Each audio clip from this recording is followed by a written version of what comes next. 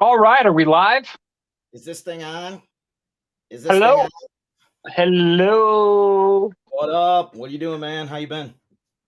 I'm good, man. Are you sober tonight? Yeah, Ish? I don't know what happened, Ish? dude. It got ugly last week. You don't have to Yeah, tell me it did. dude. Look, I got my background fixed and everything. Everything was backwards for me. It just went south real quick last week. I'm not making excuses, but we had a funeral. We had some stuff going on, and yeah, it got a little crazy. But you know, sorry. I apologize. I took it down. And we're back, and I'm in good shape tonight, so we're doing good, and I'm glad to be back on. And Nice. we, Yeah, you're already in better shape, man, because the background's already showing the right way. yeah, I know, right? So, yeah, glad to be back on here, and special show. I'll actually know some shit when we get to the album reviews today. That's going to be amazing. So, for those of you who tuned in last week, you know that Scott's non favorite band is Anthrax. We learned that all together. Um, in a really interesting way, we learned that together, right? Oh, I see. Did you bring your beverage with you from the place we were just hanging out at, or did you Yeah, actually have those? yeah, I got my yellow jacket hanging out here, my little So, Coors so we banquets. we call that a traveler if you brought that with you. Yeah, Um, if not, if that's from home, then good for you. But I got it from home. I don't drink and drive. fantastic. I appreciate that. So Good stuff. since I'm touching on that, let me just mention that Scott and I were just hanging out before the show. So I already knew this was not going to be the dry episode that he insinuated it could be. And let me just say, by the way, our buddy Doug Lowry, I don't know if you're watching right now. He's probably not, because I think he's preoccupied. Yeah, you had But some stuff going on. I got to say, man, I don't know if I should actually throw out a shout out to Doug or kind of give him the extended middle finger. So Scott and I were hanging out. We were hanging out with the rest of the band just prior to the show. And our buddy Doug, you guys all know and love, he's at the shows a lot, decided he's going to buy a couple drinks for the band. So he comes over and asks what we want. And of course, my drink of choice, Crown Royal. I tell Doug, just go ahead and get me a double Crown on the rocks. And he's like, would you like a triple? I said, no, a double will be fine, Doug. Thanks. He comes back with what I can only assume was a liter full of Crown Royal. It was the biggest goddamn glass of Crown Royal that I've ever seen in my life. Right? And for that, I'm actually going to be drinking some water for a little while just to kind of cleanse out the system because Doug decided he was going to see if I could take over Scott's position from last week, right? Yeah. Wow, man, I look really red. Is it because I'm wearing my Kansas City Chiefs hat, or No, I don't know what it is, man. It looked like you did you get jacked in the face when I left? no? I look like I was in the sun all damn day. It's Well, weird. it's right here though. Like it's literally like you have something going on underneath your eyes, Let me almost like just. how football players put the little black stripes there, like the Nikki Six stripes. Yeah, Uh, but yours are red. dude, we got some people on here, man. I'm gonna adjust my light here in a second. Why don't you say hi to the people, and I'm gonna What's up, adjust. Marlon? I see Marlon's on, Tracy's on, Fred Long's on, Steve's on, D Bertucci. What's up, D? D logging in. That's not somebody we normally see, man. Anyway, so yeah, we got some of you guys on here. That's awesome. Thank you guys for joining. Again, we're gonna hope, fingers crossed, that Scott and I'll even say, that I also, but I think specifically I can say that hopefully Scott stays coherent beyond the first 25 minutes of the show tonight. That'll be fantastic. I personally think he's gonna last at least 45 minutes, but It depends Vegas on how long odds you talk, dude. Vegas odds might have you taking the under. I don't know. If you keep Um, hammering, we'll see what happens. all right, so you know what? Thank you guys all for joining last week. For those of you who did, and for making it through. Again, last week we talked about Anthrax and Megadeth. We were talking about the Big Four. So Yeah, tonight we're going for the heavy hitters. Tonight we're talking about Metallica and Slayer. Hold let on, me it looks show you. like Scott I I Scott's uh, got something. I found this, and it's awful, but it's amazing, and it's unrelated to anything that we're talking about. But I had this, and I had to show you. I'm intrigued.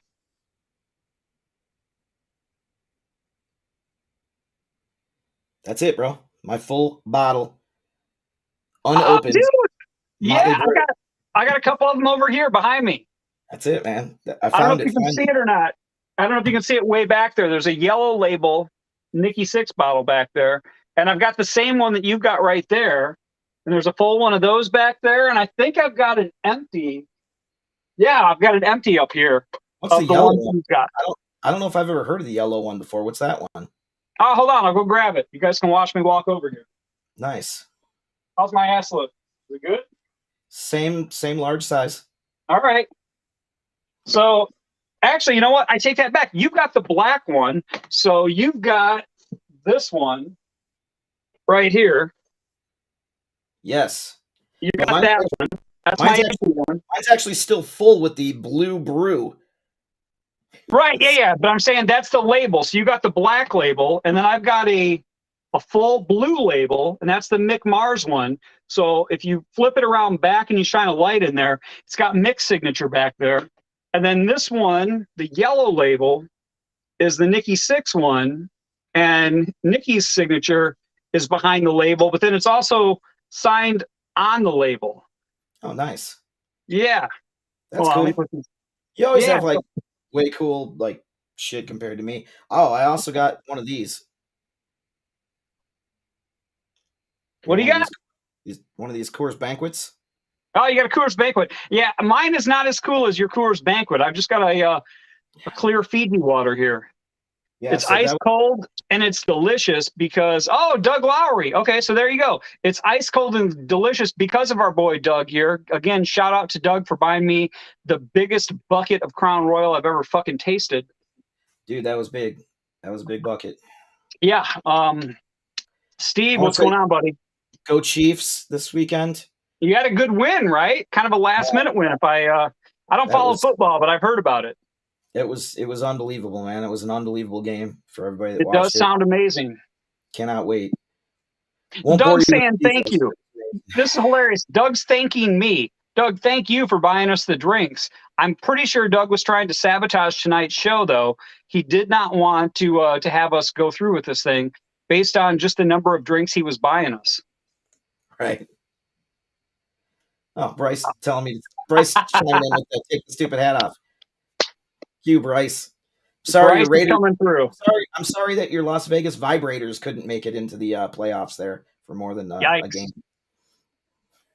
Yep. So that's what you either love or hate about us. We just keep it real. So that's what happens tonight. Hilarious. Well, Doug, thanks for blowing our fucking spot up, telling everybody that we got drunk before the show. That's not cool. They would have figured it out in about 15 minutes anyway, but thanks, buddy. Appreciate that.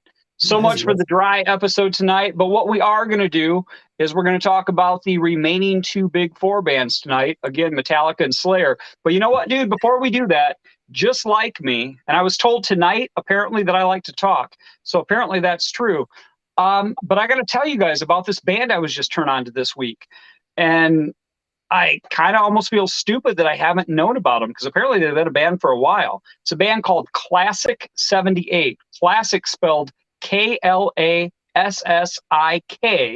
and then 78. So what it is, though, it's actually the drummer from Anthrax, Charlie Benante, plays drums for this band. He hasn't always been the drummer. I think he's just recently been part of it. But anyway, this is a band for all you Kiss fans out there. They play all original material that sound just like Kiss from the old school days. So if you like early 70s Kiss, check these dudes out. Classic 78.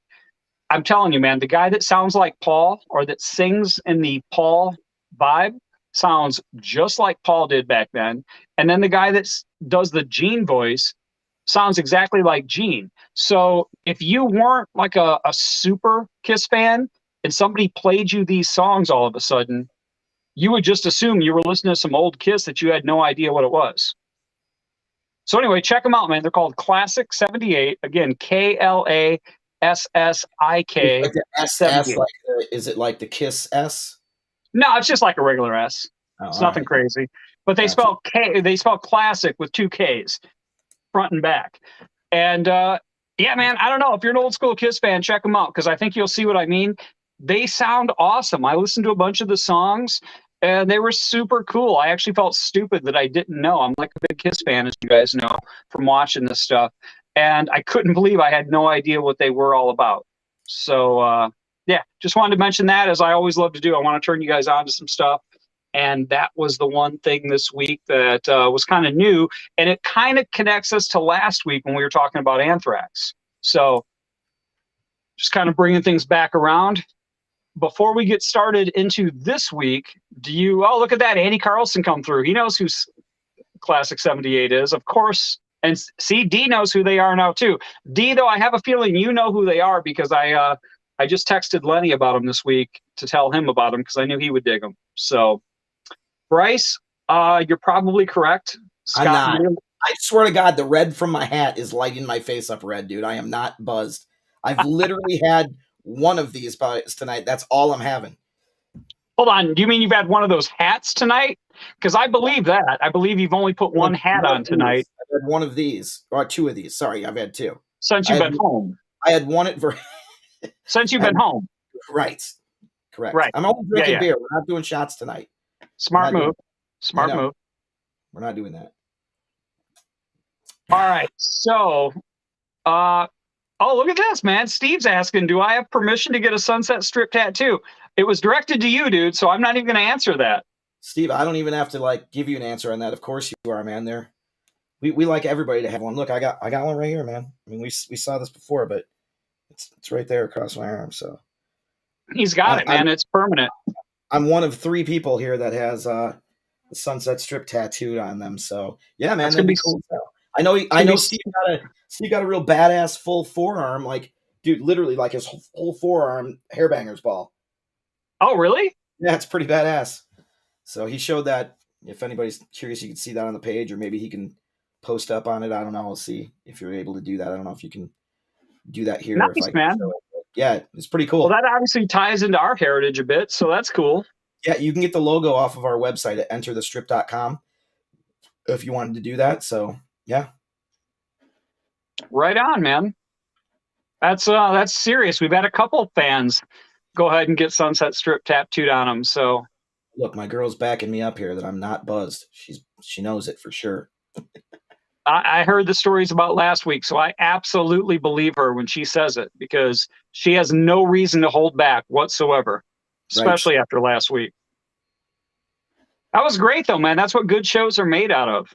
When you've got somebody doing the 1,000-mile stare into the camera that has no idea. It was horrible. It was like a deer in headlights. It was like that episode. I'm dating myself here, but it was like that episode of the Brady's. The Brady Bunch, do you remember? Oh yeah, when the camera came on and he was like, the camera light came on and Peter Brady was like, instant deer in headlights, dude. That was me last week. Yep, that was absolutely you last night or last week. But it was ugly. It was something, man. I'm not even going to say it was ugly, because it was actually somewhat entertaining.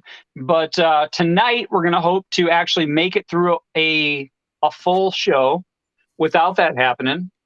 We'll see what happens. Again, fingers crossed. You want to go ahead and jump in, or do you got anything else to add before we start getting into these bands tonight? We got a couple big bands to talk about. So what I got to add is we almost just had a disaster happen. Uh-oh. I just got a notification that my battery was about to die on my Mac because I didn't have it plugged in. But my plug was right here. Plugged it in. We're good. But I was like, oh, shit. Anyways, good stuff. All right. Fair enough. So we are back in the full charged world here, hopefully. That being said, I'm going to tell you guys in advance, just in case this happens. I don't think it's going to, because it didn't happen last week. But we did a test run of this thing a couple weeks ago. For some reason, my phone just smooth shut down in the middle of Scott and I talking. So if for whatever reason that happens tonight, I can tell you flat out, I am not drunk. It just would be my phone tapping out, not me. So hopefully that doesn't happen. But if it does, don't let Scott bullshit you and tell me that it was the leader of Crown Royal that Doug Lowry bought me earlier. Nothing to do with it. All right. Let's go, man. We're gonna get into. Let's just jump into. We're gonna jump into Metallica. All right. Let's mention our show. We didn't mention the next show. Oh, the next Sunset Strip show. As if some of these people might care about that, right? Let's talk about it. Next full band show is going to be at Rascals Yep. in Loves Park, Illinois Yep. here, out near our home base here. So Next Saturday, right? Yep, February 5th. So come check that out if you are looking for something to do and want to make fun of us. We will be Yep. there. Absolutely. All of those things are true. I just looked down. I looked at my screen and I saw that Sarah posted it was awful after. Also believe me on that. Sarah, I absolutely believe you on that. That's fantastic. There was a little bit of vom involved and a little bit of sleep. A lot of regret. Let's just say I got an early morning phone call the next day talking about it. So it was fantastic. Yeah, it was So, rough. All right, man, you ready? Let's jump into this. I want to show you guys this thing. Again, I wouldn't be me if I didn't like bring up a book, right? I seem like I'm a bookworm apparently because I talk about this shit every single episode. But check this out. It's a Metallica Back to the Front Visual History of the Master of Puppets album and tour. This thing is bitchin'. I've had mine for a while, and I think I got it on Amazon, but I'm not 100% on that, so don't quote me. But it's a pretty beefy book, man. It's thick, and it's filled with a ton of photos and stories about when they were recording that record, like pretty much the recording of the album and then the tour cycle for the record that followed. So if you're a Metallica fan, that's pretty much a must-have book. I'll hold it up again. It's heavy as shit, though, man. It's big. You got to get it. Go check for it. Look on Amazon. Look on eBay, wherever it is that you get your books from. Check that shit out. It's awesome. You can see here, it's thick, man. It's a hardcover book, and there's I don't know, probably 200-300 pages in this thing. It's pretty awesome. So since we're talking about Metallica, man, I wanted to touch on that. Stuff like that. What's that? You're not used to thick stuff like that. I'm not, man. Not at all. Couple pages. See Dick run. See Dick. Yeah, man. Dr. Seuss and I are good friends when it comes to book reading. That's how I get my learning done. My education. But yeah, man, for anybody who's into books, that would be one to get. Even if you're just into pictures, man. If you're dumb like Scott and you just like to look at pretty things, pick it up because then you can just flip through it. And there's a lot of colorful stuff in there, and it's awesome. All right, so I got to tell you, when we start out here, hold on. Steve just sent us a pic of the tattoo. Check your messenger box. That would be you, Scott. I'm sure he sent it to you.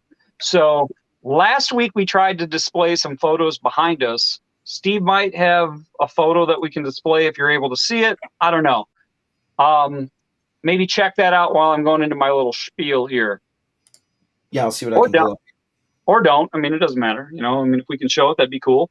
But hold on. Bryce said I missed. Where's the show? Bryce, we're playing next Saturday at Rascals in Loves Park. And I think that's kind of close to where you are. It's not as close as to where you used to be, but I think it's still pretty close to where you live now.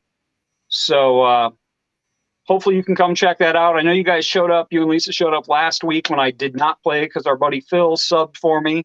So maybe come check this one out when I'm actually there. That'd be cool, right? Dude, if I'm drinking this much water, I swear I'm going to end up having to take a urine break after a little bit. All right, so I got to tell you, dude. I don't know about you. What's that? A urine love? Yep, exactly. Although that's not the new Rat song we're going to be doing. We're going to be doing a different Rat song pretty soon. So for those of you wondering, yeah, man, we've got new material coming pretty soon. And there's a bunch of kind of a little bit of stuff for everybody out there. Going to be adding some big popular shit. We're going to add maybe some deep track stuff. So start coming out again, and don't let the cold scare you away. Temps this week have been brutal, by the way. Holy shit, man. I got in the hot tub early this week, and it was awesome, obviously, while in the tub. But getting out of the tub, just running into the house, and it's a pretty short distance from the tub to the house, and it was rough, man.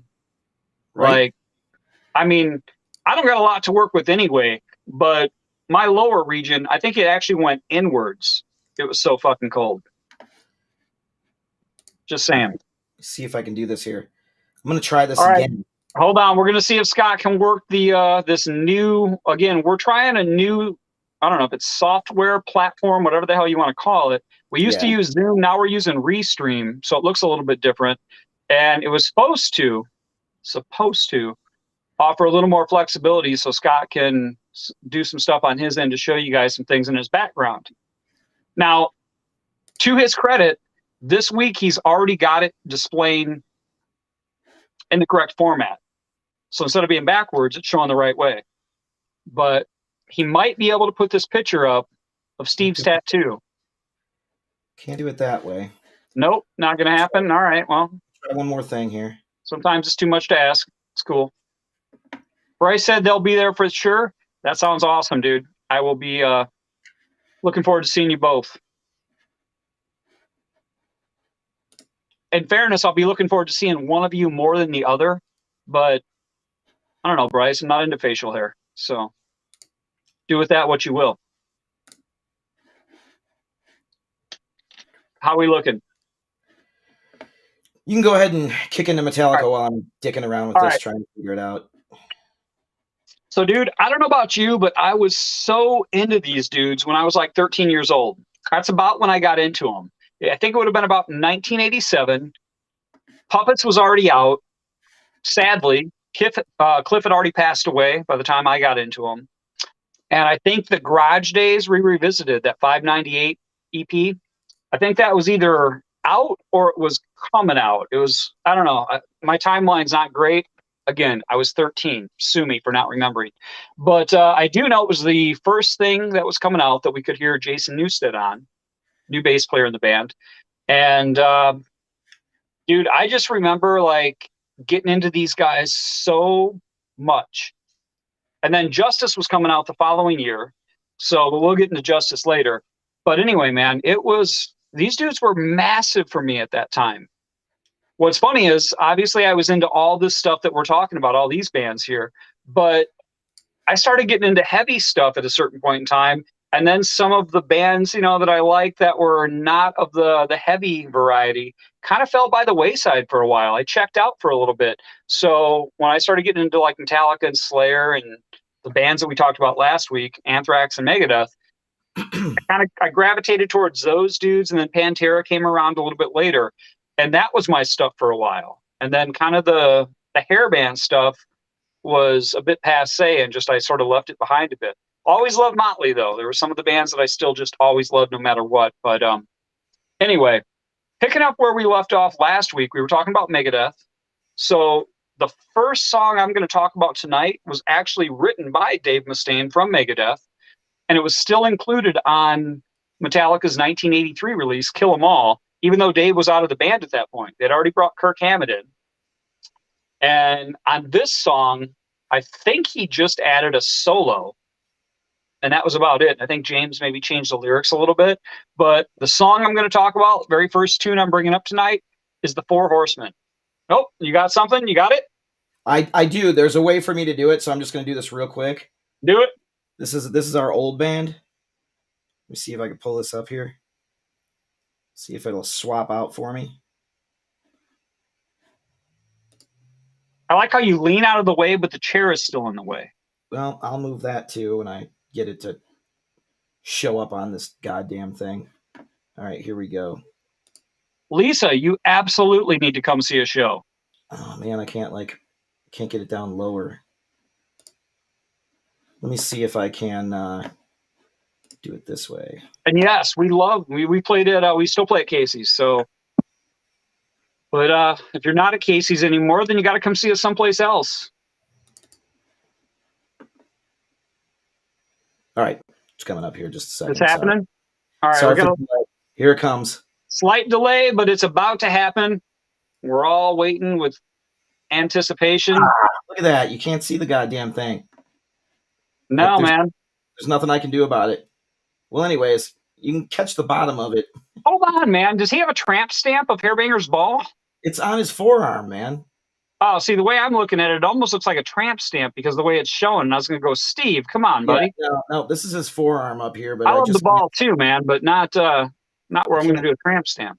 Can't get it to show up the way that I had hoped. So sorry about that, Steve. Right. What we'll do is we'll post on that in the chat on this video after we're done, so that so everybody can check that out. Right on. We got Jimmy commenting on Mechanics, which basically what he's referring to is the Four Horsemen. It was a different song when Dave was in his previous band before Metallica, and then he changed the name of it also after Metallica put it out. But anyway, so yeah, the first song I'm bringing up tonight, dude, the Four Horsemen off of Kill 'Em All, at 7 minutes and 13 seconds long. There's a lot packed into this tune. There's a cool riff. There's multiple sections that have different time changes. There's a melodic solo. It's classic Metallica. And I'm pretty sure they still play this one live a bit, although I'll talk about it later on, but I haven't seen these dudes live in quite a while. So that's my first song of the night. What you got ready for us? I'm actually going to move it up from what you're talking about. I really picked up my love for Metallica. Are we doing this on the album? Do I have to stick with the same album? Well, no, man.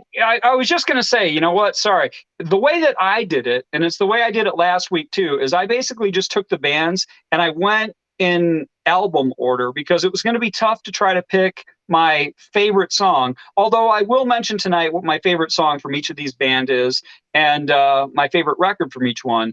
But I just basically took it from album to album and kind of put it in order that way because it seemed like it was going to be easier to do than if I had to sit there and really pick, all right, the favorite was easy. But then when you start going from 2 through 8, that was going to be tough. And for anybody who didn't watch last week, just when I talk about 8 songs, so obviously we're talking about the big 4, and we basically are picking our top 8 songs from those bands. And again, the reason why we're doing 8 is because what's bigger than 4?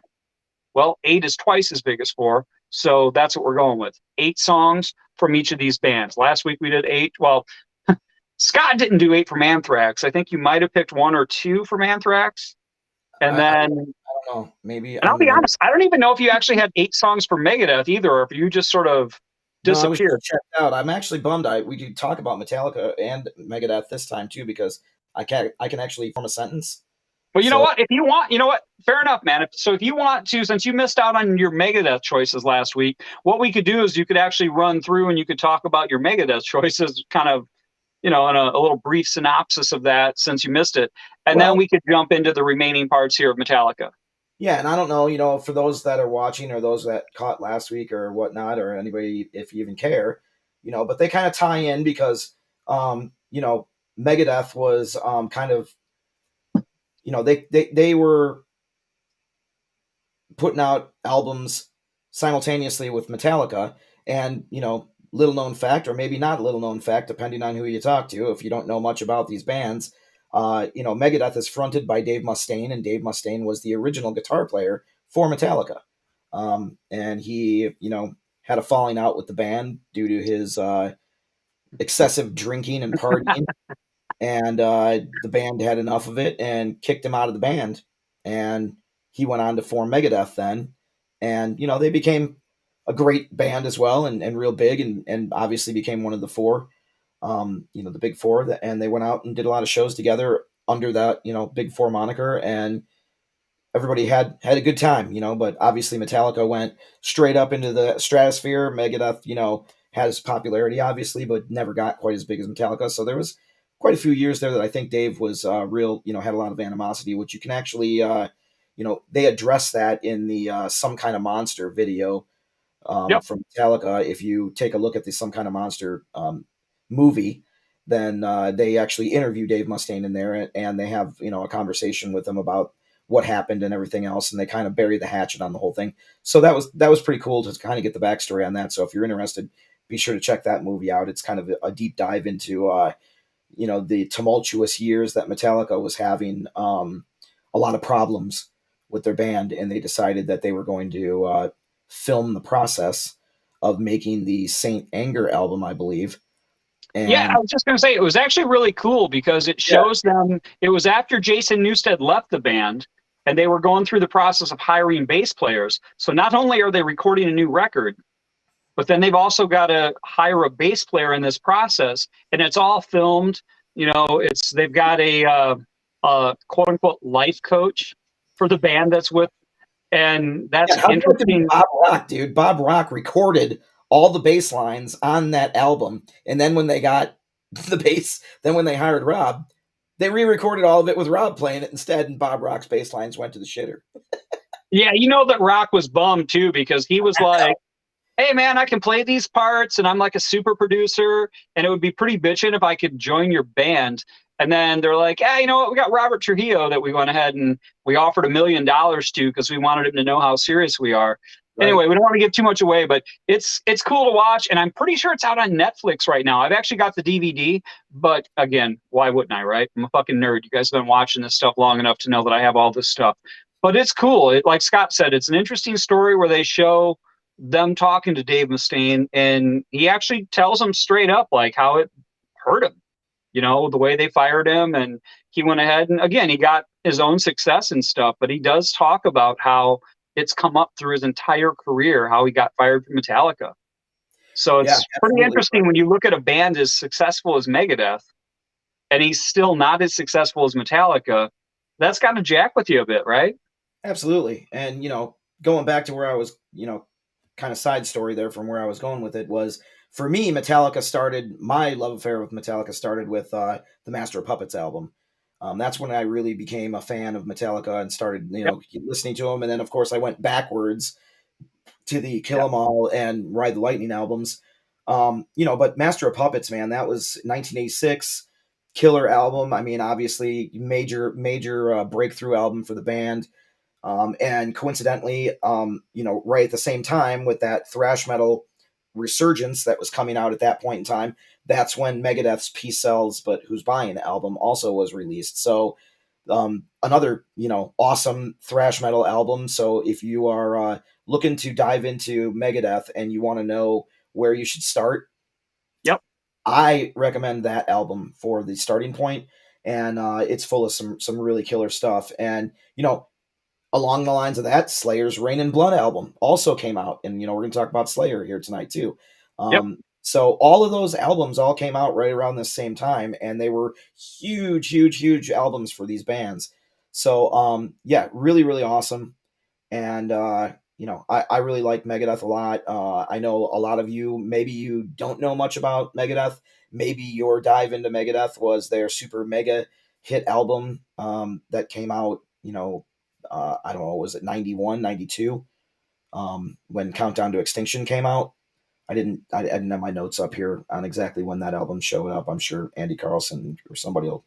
Well, here's the thing, dude. But here's with that that one. Was like their Black album for Metallica. That was the album that everybody really is like. It was their most commercially successful album. And it was. You know what? I don't know about that though, dude. I mean, and Andy can look this up. You're 100% right. But really, the Rust in Peace record in 1990, I feel like that was the big one for them. And then Countdown came out after that. Countdown was in 92. But the Rust in Peace record in 90 was when they first brought out the new lineup where they had Nick Menza playing drums and Marty Friedman playing guitar. And dude, that record was massive. I mean, granted, Countdown was a big record too. But Andy, do the check it for us, buddy, and see which of the two records. I don't know which record was bigger. I just remember when Rust in Peace came out in 90, I absolutely loved it. But what I also wanted to touch on with that is you had mentioned the other three bands, but the other record that came out around that same time, so we're talking about Puppets, Rain and Blood, and then Peace Sells But Who's Mine. But at the same time, Among the Living from Anthrax was kind of out around that same time too. So you had four bands putting out four incredible records that have kind of went on to be classic albums.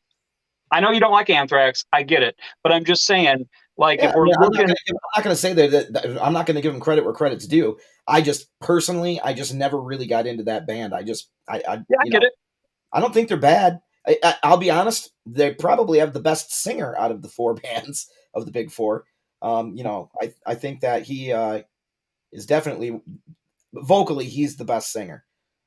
I think. I love that you just said that because that means you do not remember one syllable I said last week because I actually threw it to you and asked for your opinion on that very subject last week. And I don't think you could actually articulate that sentiment, but I said the same thing. I said I think Joey Belladonna is the best true singer of the bunch of the four big four bands. Right, right. So That could be. Who knows? But anyways, yeah, I just didn't really ever get into Anthrax. I mean, I like, I'm the Man was like probably one of the better songs that I really liked, and that one was just a joke for them. It was just a right. total like hilarious parody. But I thought it was actually awesome. I So loved it, dude. I yeah, thought it was great. I showed the cassette tape that I had last week, man. I still have it from when I was a kid. It was awesome. It had some live stuff on it too, which is pretty badass. But yeah, absolutely. So getting back back to the front. to the Metallica stuff that I was talking about, for me it really came home to the Master of Puppets album, and that's what I was first turned on to the band. I thought it was just an awesome epic album. All the guitar solos, it was my first real dive into a band that played kind of like the epic metal songs, like Iron Maiden is always known for these big long drawn out songs like Rime of the Ancient Mariner being a 13-minute song and all this different stuff. Metallica was kind of the same way, and this album was really where it began, I think. I mean, I know that some of the songs um on Ride the Lightning are a little in length, but this album I think is where they really dove into a lot more of the musical aspect more than they did lyrically. Even though they still had some strong lyrics in some of the stuff, obviously the title track and Welcome Home Sanitarium, all these different songs and stuff. So totally awesome. But for me, that was like my first dive into it, where I was like, man, these guys literally, because I'm thinking to myself as a young punk in 1986 when this album came out, I'm listening to this thinking, man, how do these guys even remember all these parts in these songs to be able to like play them live? That, I mean, it's like so long and so many different parts and things to it, and so many little nuances and stuff. I was like blown away by that. I was just like, man, I'm used to Motley Crue's writing, these poppy, you know, 80s. 3.5 to 4 minute Yeah, songs. yeah, and then when you get to these Yeah. guys and they're playing, 8 and 6 and 8.5 minute songs. I mean, Orion is, an instrumental that's 8 minutes and 27 seconds long. Dude, that's a long ass time to play a song, man. So, but incredible album, so long, in fact, that there's only 4 songs on each side of the album if you had an actual record of it or the cassette tape. Battery, Master of Puppets, Thing That Should Not Be, Welcome Home Sanitarium, just reading them off my list here. Then side 2 was Disposable Heroes, Leper Messiah, Orion, which is the instrumental I just said, and then of course everyone's favorite, Damage Incorporated. So for me, man, I think that it really kicked off with Battery. That's the one on this album. I mean, even though it's the first track on it, it just belts you right in the face, man, right off the get go, and it doesn't stop. Once it hits, it's just that whole album just kicks right through, man. Yeah, man. Well, what's funny about that is, I mean, I know I'm going out of order because I've got mine listed in kind of an album order, but I don't disagree with anything you said. And I'm going to talk about Master kind of a little bit more once I get through my list. But I will say that, yeah, Battery is on my list. It's actually the number 6 choice on my list, being the opening track. And for me, I love those acoustic parts at the beginning of the song. And then basically just how that song fucking explodes Yep. after those acoustic parts. I mean, it's real warm sounding, and it's those layered guitar parts, and then it just kicks into this fucking assault. And yeah, it's amazing. So like Yeah. I said, I've got my own thoughts on Puppets, and I'll get into that as I get to my list. But I agree with you wholeheartedly. Battery is fantastic, and it does appear on my list for sure. Nice. You want to go ahead and kick off your number 2, and then I'll go to mine. So I think Yeah. we're doing it slightly different, which is completely okay. There's really no rhyme or reason as to how we're doing this, so. Right. Right. Yeah. For me, the next one would have been, of course, the title track, Master of Puppets. Yep. On this particular album, are we still talking the same album? I guess are we just, there's so much stuff to cover with Metallica. That's the problem. We could go on for hours about all these different albums with Metallica. So it's hard for me to lay out, what I'm doing all these Well, different songs? I was just gonna say, for me, I'm just sticking to the 8 songs, like my top 8 songs that I picked from them. So what I tried to do I was, don't know how you and I narrowed say that down, man. when I say I tried to do it, I mean I tried to pick a song per record. But I'm gonna tell you straight up, I lost the battle when it came to Master. Well, Master is literally, it's my favorite album of theirs. And Yeah. I agree with you. The title track rules. Like, it's another long song, as you just were talking about. It's 8 minutes, 35 seconds. And it's just another one that's filled in typical, like, Metallica lore. It's filled with great parts and different sections and all this shit going on. And for me, the solo section, I think, is just super incredible. So Yep. this record, to me, is like an Appetite for Destruction or a Back in Black. And what I mean by that is, when you're listening to those records, some of these records that we grew up with that are just so amazing, you automatically, when one song's ending, you're thinking of the next song, like how the next song starts. So as Battery's ending, I'm automatically going straight to how Puppet starts. Yep. So for me, dude, this was just such a huge record for me and some of my buddies when we were just starting to play instruments. I could talk all night about it. Like you said, we can go on, and I still wouldn't be able to talk about how important of a record this was. We used to try to play Master of Puppets, the song, when we were kids, along with my next choice that comes up from this record. And we tried to do them, like in somebody's basement or something like that. We'd play them all the time. And we weren't very good, but our love for playing these songs and our love for learning made up for our ability or lack of ability at the Right. time. We would play these in someone's basement or someone's garage for fucking hours. I'm sure we drove our parents or the neighbors absolutely crazy. And sometimes the only time we would stop doing it, we'd pretty much play them until somebody at the house told us to stop. Or literally, there were times where, when we were in my garage, where somebody called the police. Some asshole neighbor decided they're going to call the cops on us. And then, the police would like knock on the garage door until we heard them, as we like took a break or something. And then, of course, we'd open up the garage and there's police. Hey, you guys got to stop. And they thought it was cool. Like, I remember a couple times they actually thought the music was cool, but they still had, a job to do, and they had to shut us down. So we would play these things endlessly because we loved them, and it was just such a huge record for us. I'm sure it's the same for you. You know what I mean? For probably most of the people watching this, I think, Master's got to be super high up there on the list of all-time great records. Yeah, no, absolutely, man. And, I'm going to move on from that album because I could literally, like, every song on that album is just awesome to me. So take a listen to that. If you're somebody that's not a huge Metallica fan, which I think most of the people that are on right now, or that we're on, or, whatnot, or listen to this later on, are Metallica fans of some point. So check that album out. Next song for me, though, that I want to move on to is Blackened on the And Justice for All album. So I'm moving right on to the next album, of course. For me, the weird thing about this album is this is the album that everybody complains there's no bass guitar. So, how you can have an awesome bassist like Jason Newsted and not have him in the mix really pushed up, man. It's a little rough for me, but it works. The album works, and the remaster that they did on it actually does pump up the bass a little bit more. So you can hear those bass lines a little better. So if you're going to listen to that and you're a person that likes the bass, you might want to get the remaster instead of the original. Well, but you know what, man? For the people that listen, like myself, when we were kids, I don't remember thinking like, oh, I'm not hearing the bass guitar. It just sounded like a big fucking record, right? I mean, it just sounded heavy and cool and full. And now you listen back to it and you recognize that it doesn't have the bass as prominent in the mix. But I think the reason for that is they found a way, like the frequency of where the guitar, like James's rhythm guitar parts, fit with Lars's kick drum part.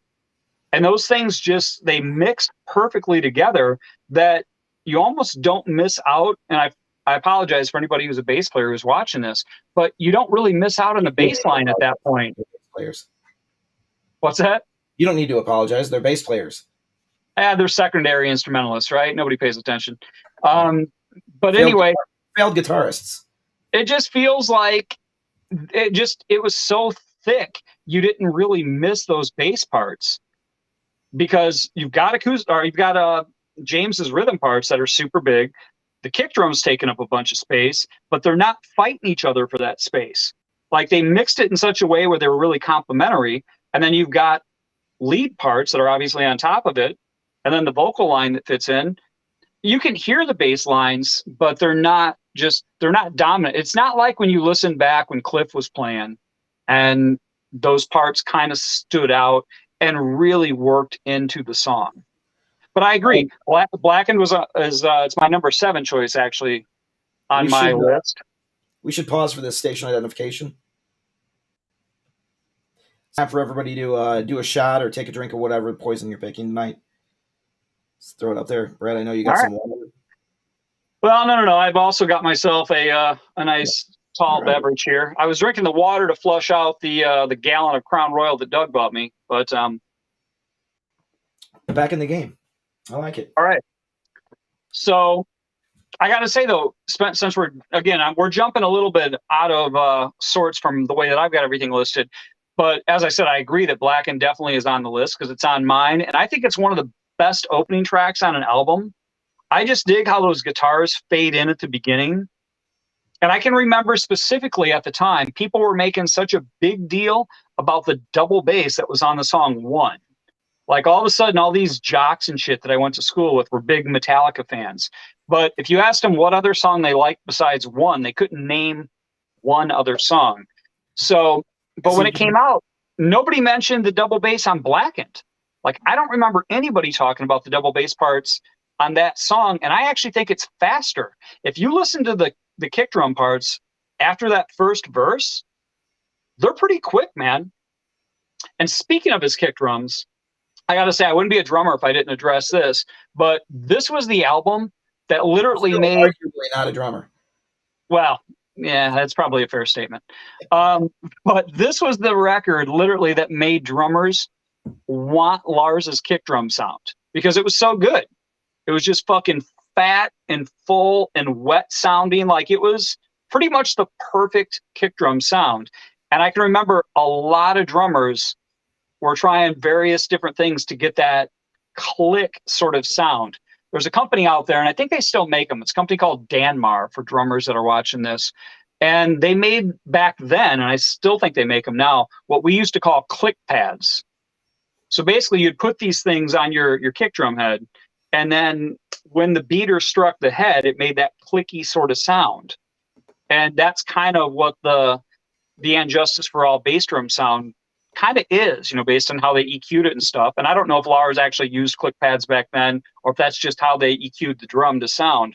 But there's no arguing his bass drum sounds amazing. And there's a buddy of mine from way back in the day, Paul Smith, that worked at, I don't even know what kind of company or what factory he worked at, but he used to be able to make these little plastic sheets, and they were like in squares, but he made them for free.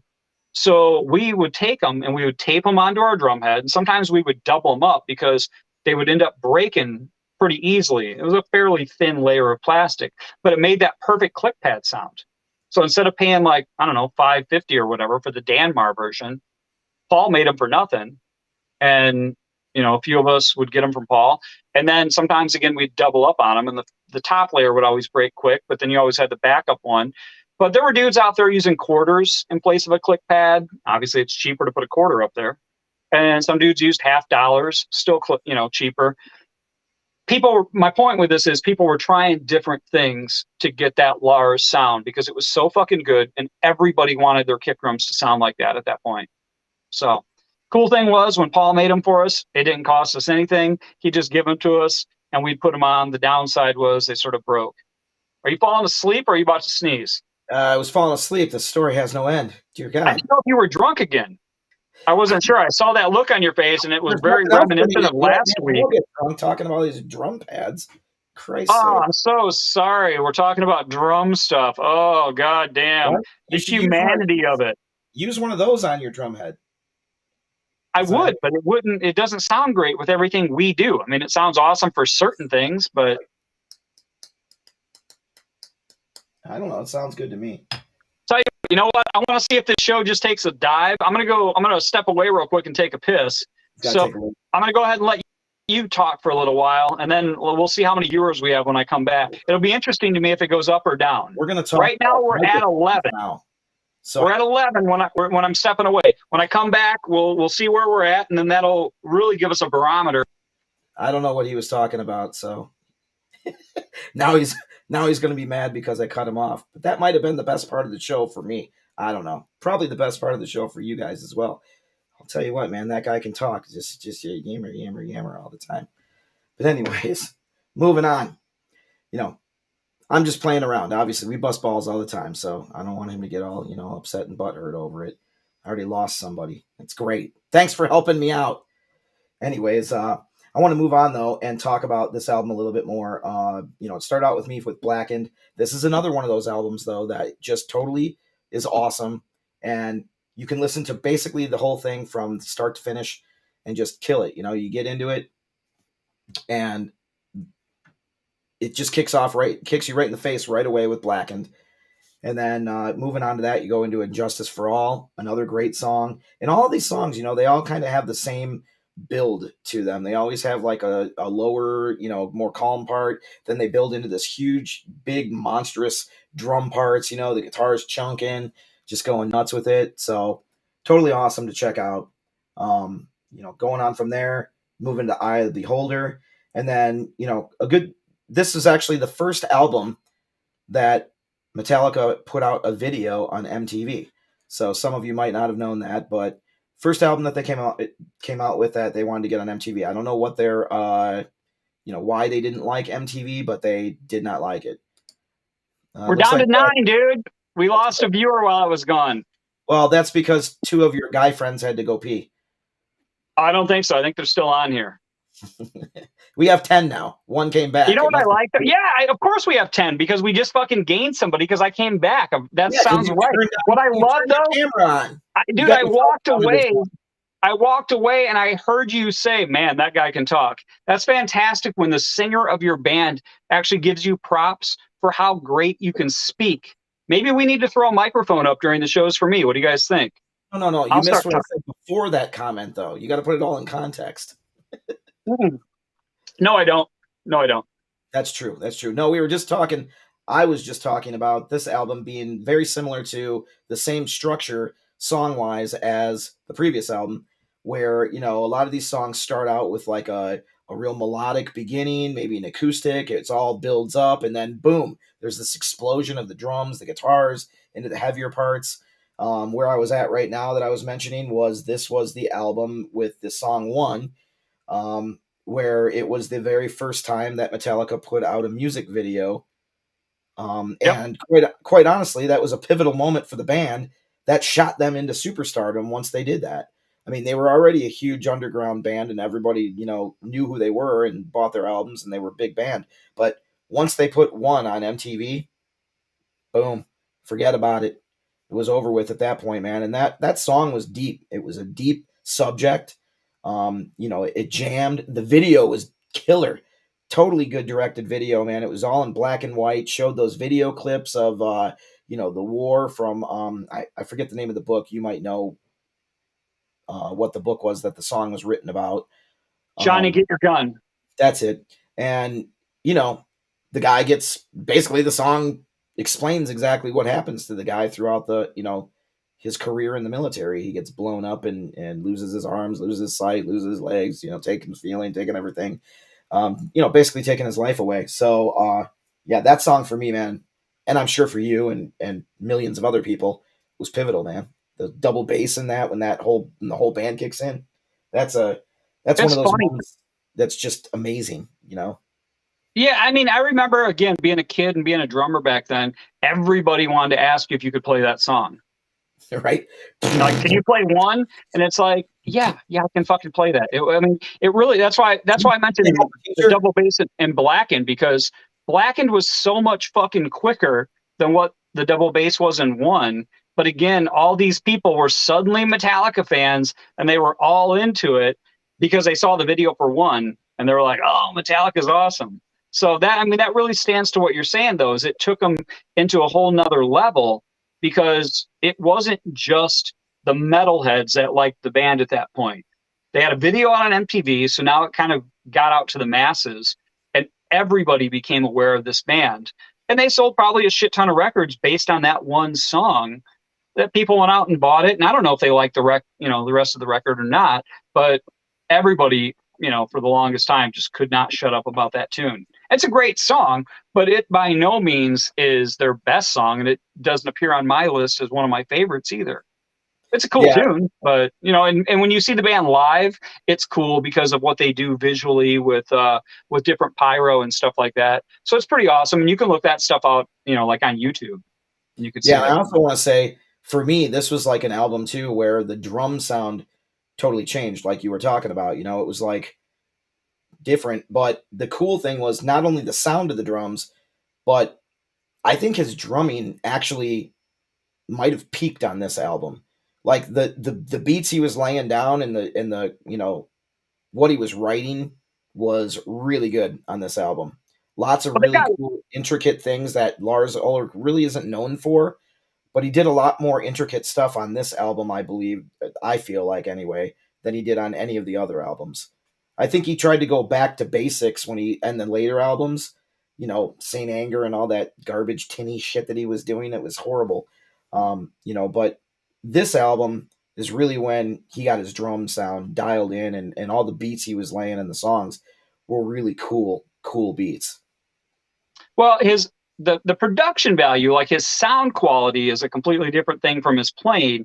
I mean, what you're talking about with Saint Anger is that thing literally sounded like it was mixed in a fucking toilet bowl. Yeah. His snare drum sound on that is notorious for being probably the worst sounding snare drum you've ever heard on a professional recording. It's awful. But yeah, his drum sound was fantastic on this. This was the record where they really, I think, tried to go proggy. The songs got longer, and they wanted to stretch out a bit and show people that they could play, which was crazy because when you look at, especially the previous two records, Ride the Lightning and Master of Puppets, they played great on those records. I think Master, they were literally firing on all cylinders, in my opinion.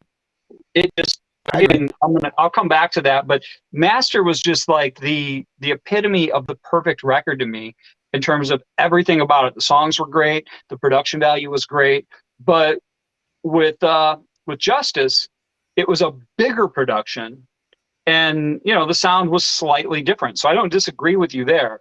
I don't necessarily know that I think that his playing peaked, because again, I think that he probably played the best on Puppets, in my opinion. But his sound definitely achieved a different level. And then after that, the Black record came in, and Bob Rock had his way with things and made that record sound the way it sounded, which was pretty incredible in and of itself. And after that is when, I checked out. Really? But oh yeah, 100. I definitely checked out after the Black record. For me, I was really into them during Puppets and Justice. And then I liked the Black record, and obviously it was a huge commercial success for them, and they went diamond, and we talked about it, during our diamond episode last year. But pound for pound, that's not my favorite Metallica record at all. It's a solid record. There's great songs on it, and they were hugely popular because of it, but it's by no means my favorite. See, I thought that Load was a really good album too. I mean, it didn't actually go as big as, the previous albums, but dude, that album's got some killer tunes on it. Ain't My Bitch, Until It Sleeps is a killer tune. That's got some cool drums in it. Hero of the Day is one of my favorite Metallica songs, man. If you listen to Hero of the Day on the S&M with the symphony, dude, that is a badass song, man. That song sounds great with the symphony behind it. I love it. But it gets a lot of help from the symphony. I don't disagree that it's a good song, but I'm just saying, like, it's a different song with that symphony backing it than it was just on the record. I was not a fan. I can't even claim to be a remote fan of Load or Reload. I thought those albums were not great, but I'm not going to dispute. There might have been a couple with everybody's records, man. There might be a turd of a record out there, but there's always a gleaming moment in every record that might not be so good. Yeah, little. So I won't say that. I'm not going to disagree with you. There might have been a couple cool songs on there, but overall, like I actually did not like Until It Sleeps, which was interesting because that's the return of the ride cymbal for Lars.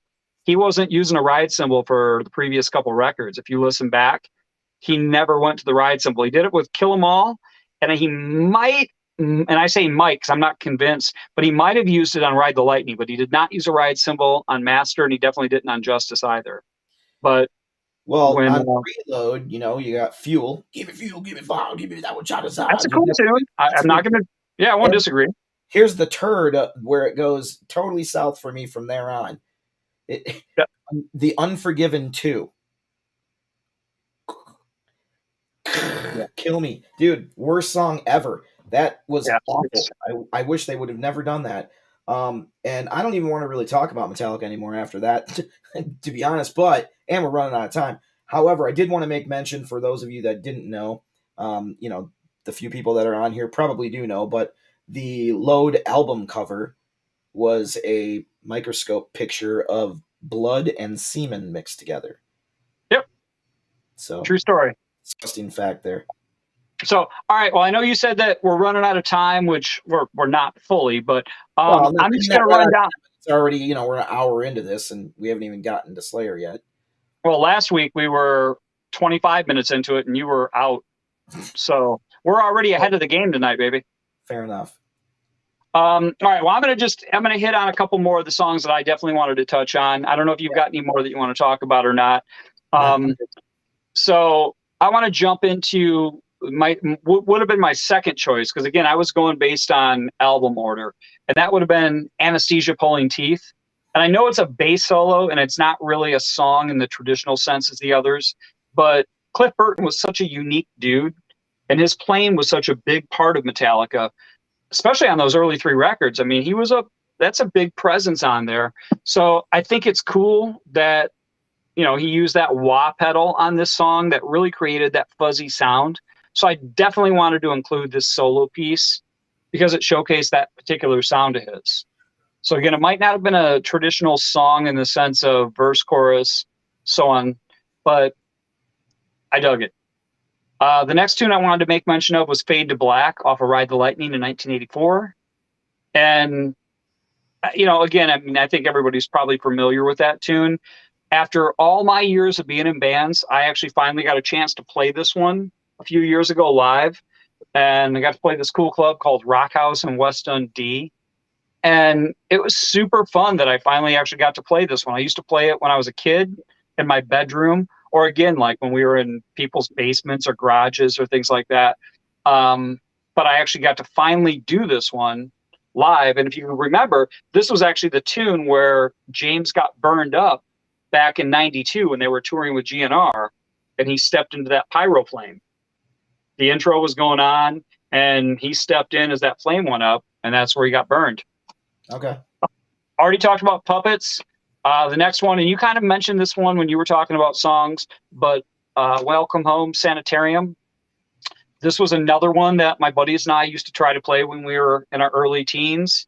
And I can truly say I never get tired of hearing this tune. Absolutely fucking love it. And I could truly talk about this entire album all night because I think it's flawless to me. As I said, it's my favorite record of theirs. But just moving on past that, the only other record that I had, or the only other song that I had listed, was Sad But True. And that's, again, because I tried to go and pick, a tune off of each album. Of course, I lost the battle with Master because it's so fucking good that I had to pick three songs. But Sad But True. It's absolutely a perfect title to me because it sums up the fact that after all the years that I dug this band, I literally tapped out after this album, kind of like I was just saying. I was pretty much done. I don't think I bought Load. Actually, it's not even I don't think. I know I didn't buy Load or Reload. I did buy that one you were talking about where they did the symphony record because it was cool with the different arrangements. But I just couldn't get into it, man. As we talked about on that episode last year, the Black Album went 16 times platinum. It was a cool record, but I don't know. I just, even that record, I wasn't super into. But this tune, that fucking riff, man, it's super badass to me. And that rhythm part is just heavy as fuck. So again, I'm sure everybody watching this is 100% familiar with the Black Album. So it's not like we're reinventing the wheel and turning people on to anything new. But I can say I do remember seeing these guys. I saw them first on the Justice Tour. Saw them at Alpine Valley in Wisconsin. They had the Colt opening up for them. And then I actually stood in line in the freezing cold. Like I slept overnight back when you used to be able to do that for tickets for this Black record show. And it was fun. one of those, it was a evening with Metallica. So they didn't even have an opening band. As a matter of fact, that night, the opening band was the Super Bowl. And I don't remember what Super Bowl it was. I couldn't tell you who fucking played. I can't tell you who won. But I do remember that's what it was. Is you showed up early. They put the Super Bowl on and all the screens above. And it was an evening with Metallica. They played in the round here at the Metro Center. And it was a cool show. But I just totally remember freezing my fucking nutsack off, waiting in line to get tickets for this thing. I think I had, 6th or 7th row or something like that. And it was fun. It was a cool show to see. But that was literally the last time I saw him live because, as I said, I just tapped out. So, but I do have to say I've got 2 honorable mentions. I know we were picking only 8 songs, and I don't think you even picked 8. So I've got a couple extra ones I can throw in. I picked one of which was Leper Messiah, again, off Puppets.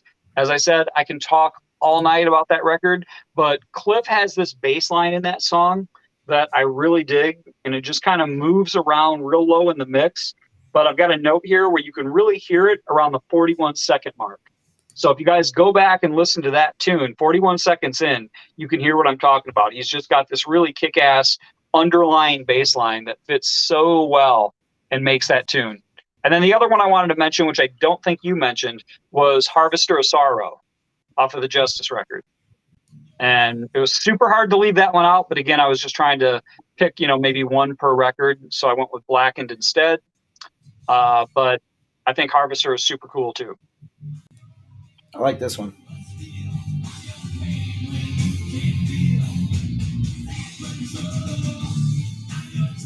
Yeah, that's the one I just talked about, dude. Love that. That's awesome. And I like how you're actually incorporating songs into it. I was going to try to do the same and bring some up or whatever, but I wasn't sure if we'd get shut down for doing it. So it's awesome that you did that. If I play real short clips of it, it's fine. I think it's like less than 30 seconds, I think, and we can get away with it. Something like that. So you know what? Before we get into Slayer, though, dude, I want to ask, as we're talking about these big 4 bands last week and this week, I want to know from the people, I know we only got a few people watching right now, but for those of you who are watching, are you guys digging our discussions of the heavier bands, or should we go back to the type of bands that Sunset Strip typically cover? Because again, this is a little bit out of the norm for what we do. As you can see by Scott's background there, you can see obviously the bands that we cover.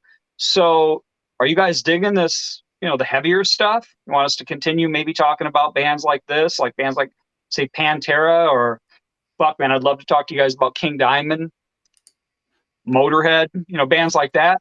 Or should we jump back into the hair bands? I don't think I would enjoy that. Well, yeah, of course not, man. You didn't even really dig talking about Anthrax. So we got to probably stick a little more mainstream with Scott. Yeah. I wasn't a big King Diamond and Motorhead fan and all that. I mean, I like some of their stuff, but That's unfortunate. I know. I'm sorry. That's all right, man. That's why I said, I wanted to ask, because the people that are watching, I mean, really, we're not doing this just to hear ourselves speak. I want to obviously be entertaining for the people that are checking it out. So if they're not digging this type of shit, let's go back and we'll talk about the bands that they like.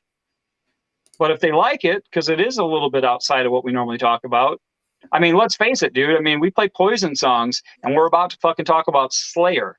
Well, dude, that's a bit of a fucking reach. That's not even a bit of a reach. That is literally about as far as you can get for a reach. We don't have to talk a whole ton about Slayer. We just have to talk about the important parts of Slayer. Well, there's a lot to say, man. It's another big band. For me, it starts out with this.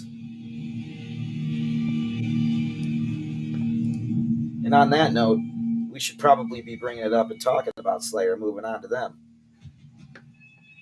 I think you should be able to hear it, right? Yeah, I can hear it. That's my number 2 choice, by the way. But again, I'm doing it in album order, so. Yeah, I'm actually doing it in order of my favorite songs. So I did it a little differently than you did. And that's cool. Like I said, man, we don't have a specific format with this, but I do have, again, I wouldn't be me if I didn't have a story of some sort. So you may want to take a piss during this time. You may want to fall asleep for a couple seconds. I don't know. But I do have a funny story about Dave Lombardo from Slayer. Nice. So it was my first NAMM show, which was back in 2010, was the first time I actually got to go. And I was at the Grove in Anaheim for what they called the NAMM Jam, which is basically a party hosted by Dean Guitars. They also, the same company that owns Dean owns D Drum. And every year they have a party. It's usually on a Friday night during the NAMM show. And they always have a bunch of performances. The one I'm going to talk about right now had dudes from different bands playing various songs. So I was on the side of the stage. I don't even remember how I ended up on the side of the stage, but I was there and I was watching as Corey Taylor from Slipknot sang Ace of Spades, which again, we just talked about Motorhead and you're not a big fan, but Corey was up there singing Ace of Spades and he had Dave Lombardo playing drums on this little like 4 or 5 piece kit. It was basically a backline kit that they put up for the different people that were revolving and playing all these songs. And I don't remember who else was on. You guys could probably just look up NAMM Jam 2010 and maybe see, I'm sure it's out on YouTube. I don't know. But anyway, basically, they're up there, they're playing this, and it looks super funny because Dave's playing on a 4 or 5 piece drum kit. And if you're familiar with Slayer, you know that Lombardo usually plays on a much bigger drum set that's got like 4 rack toms in the front, a couple floor toms. And I don't remember all the songs they played that night. Like I said, I definitely remember them doing Ace of Spades. I think they played a Kiss tune also. But what I definitely remember was somebody started playing Don't Stop Believin'. Like they started playing it on guitar or something. I don't know how that happened. I don't fully remember. Again, it was 2010. Forgive me. But what I do remember was the look on Dave's face when they started playing that tune. Because again, think about it. The drummer from Slayer, what are the odds that he knows how to play a Journey song? So it's obviously not his cup of tea, but he somehow made his way through the tune. And I just remember like it was the next day, I was walking through the Dean booth, and it was at the same time Dave was walking through there, and he was with Dimebag's widow, Rita. You guys are familiar with who she is. I think Dave and Rita were dating at that time, but I literally bumped into the guy in the booth. I mean, anybody who's been to NAMM before knows how these things are laid out as you're walking through. Some of them are a little tight, some are bigger than others. But I bumped into him, and when I did, I just mentioned to him that I thought it was cool. It was fun seeing him play Don't Stop Believing the night before. And the funny part about it was, here's a guy who's got the background that he has, professional drummer, super great player, and he kind of like he said something to the effect of, "Oh yeah, it's not really my music, so I just kind of did the best that I could with it." Almost apologetic that he didn't sound perfect like he does when he plays Slayer songs. Anyway, I just thought it was funny that here's a guy that felt the need to make a comment like that to just some dude like me. I just thought it was fun. I thought it was cool to see him play something that he wasn't used to playing. And in his mind, I don't know if he thought I was busting his balls or what the deal was, but I thought it was cool. Yeah, I don't really have a cool Slayer story, not in depth of that, other than the fact that I've seen them a few times in concert, Yep. and always a great show. And the last that I actually saw them in concert, I decided that it was time for me to go experience the Slayer mosh pit. So I actually went and jumped in that and proceeded to get my ass beat royally for about a good 35, 40 minutes before I couldn't take it anymore. But that was on my bucket list of things to do before I die, and I can go check. So I'm good with that one, man. It was that was nuts, man. That was absolute bonkers, bananas, nuts to jump in that pit. And let me tell you, man, those guys, they are out for blood when you're in that pit, man. But here's the cool thing. I got my ass kicked and I got knocked down probably, I don't know, 15, 20 times, slamming into people and stuff. But as soon as you hit the ground, man, They whoever pick you up. whoever nails you just grabs you by the arm. Let's go, dude. Pulls you right back up, and they're your bud. I mean, they just everyone's cool about it. You're in there getting your ass kicked, and everyone just loving it and having a great time. I was totally sore the next day. I was bruised from head to toe from getting slammed and the concrete and uh, beat up. And man, it was awesome. It was a great That's a time. good show. I would totally recommend anybody that wants to get into a Slayer mosh pit and check that off your bucket list. You definitely need to do that, but you can't do it now because they don't play anymore. But Yeah. I'm glad that I got the opportunity to do that. And then the second thing I will say is probably the hottest show that I've ever been to in my life. I mean, I saw them last. That show that I was doing mosh pit was in Tinley Park, and my seats were probably in more towards the back, like as you were getting on the lane that cuts between the pavilion and the lawn. I was probably like three or four rows up from that lane. So that's for those of you that are from this area that have been to that venue. It's a decent amount of space from the stage. I may as well have been standing right next to the flamethrowers when they went off. That's how freaking hot it was, man. There was more. I mean, it literally was like hell on stage. It was unbelievable, man. I couldn't believe the amount of fire that they got away with on that stage, and it was just nonstop from the beginning to the end of that show, dude. They must have went through. I don't even know how much fuel you would go through to have that much fire going off for an hour show. Yeah. Unbelievable.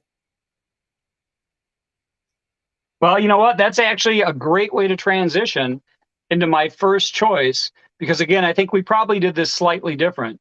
So I'm pretty sure mine's going to be earlier than when you're going to start with. So my very first song from these dudes on my list is off of 1985's Hell Awaits, and it's the title track. It's the opening track that was on the live album, Decade of Aggression, which I've got this fucking booklet for those of you people that actually used to remember the CD long box. This was the booklet that came in Decade of Aggression, but it was literally the first track on that record. So I heard that song a lot listening to the CD. Starts out with that slowish groove and then just builds up to fast drums, fast guitars, fast vocals, pretty much everything old school Slayer is known for. So I started out there and just figured I'd build from it. So my first choice, not necessarily my favorite song from them, but my first choice is Hell Awaits. Nice. What you got? Yeah. So we did do this differently. For me, there was really only 3 albums that I'm really into by Slayer. I mean, I'm not the hugest Slayer fan. I became much more of a Slayer fan than I ever was in my youth. So for me, it starts out with I'll just name the 3 albums: Rain and Blood, South of Heaven, and Seasons of the Abyss, all in that order. So just awesome albums, full of killer riffs, killer songs. I really dug them, and for me, Rain and Blood is the title track from Yep. Rain and Blood, the album, and that's my first one. And that was the one that I was playing the little musical clip of when we started this conversation here. Obviously, starts out here in the rain, and it's really cool because when you go and see them live, they've got this giant screen behind them, and it's just raindrops of blood, just raining Yep. down over the Slayer logo, which is pretty cool, or behind the Slayer logo on the screen. And then Yep. and then it just kicks in, and the drums come in, and then as soon as the whole band kicks it in, man, just like I said, flamethrowers, and then it's just fire burning through the whole song, and it's crazy. But Yeah. yeah, that tune, man, Rain and Blood. What's funny, dude, is that is literally my number 2 choice. And like you said, it's the came off of 1986 Rain and Blood. And I know personally a lot of people probably look to Angel of Death as their favorite from this record. I And actually it is I bad. like that one too. I say, and it is badass. Angel of Death is awesome, but and Tom's scream at the beginning of that song is just fucking insane. Yep. But for me, if I could, if I got to pick one song per record, which is kind of what I tried to stay to, Again, I failed miserably on one of the records, but I tried to stick with one, and this is the one for me off of that album. So I agree wholeheartedly with you. This song fucking rules. Again, Dave Lombardo is ripping some fast double bass, but I really just dig. I don't know if you can play it again, but that opening guitar part, and then the way the two guitars harmonize with one another just before all hell breaks loose. Absolutely fucking love it. Can totally do that. Hang on. Yeah, I know. Like what you were doing is you were playing the beginning part, so it kind of had that rain sound, and then that do do do, like the initial part. But kind of beyond that, you can fire that up.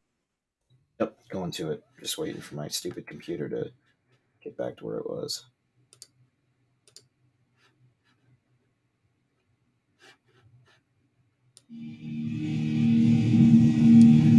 So you're talking about just beyond that?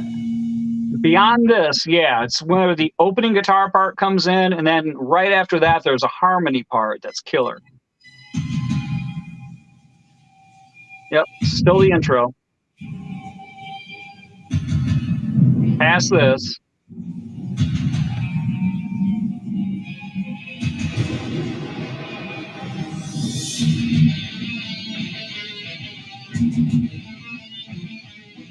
Yep, keep going. Right there, dude. I love the way those two guitar parts come together. It just sounds awesome to me. Right?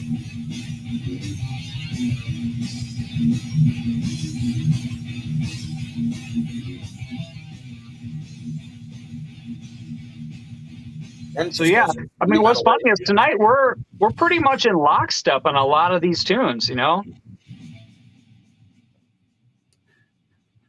Yeah, no doubt. What do you got next that you want to chat about? Yeah, so my next one is moving on to the next album, and it's going to be the title track. It's not that I don't like the other songs on the album, but man, I'm just telling you, this band's known for their title tracks being pretty awesome. So for me, it's going to be the old South of Heaven, man. You can't deny this beginning, man.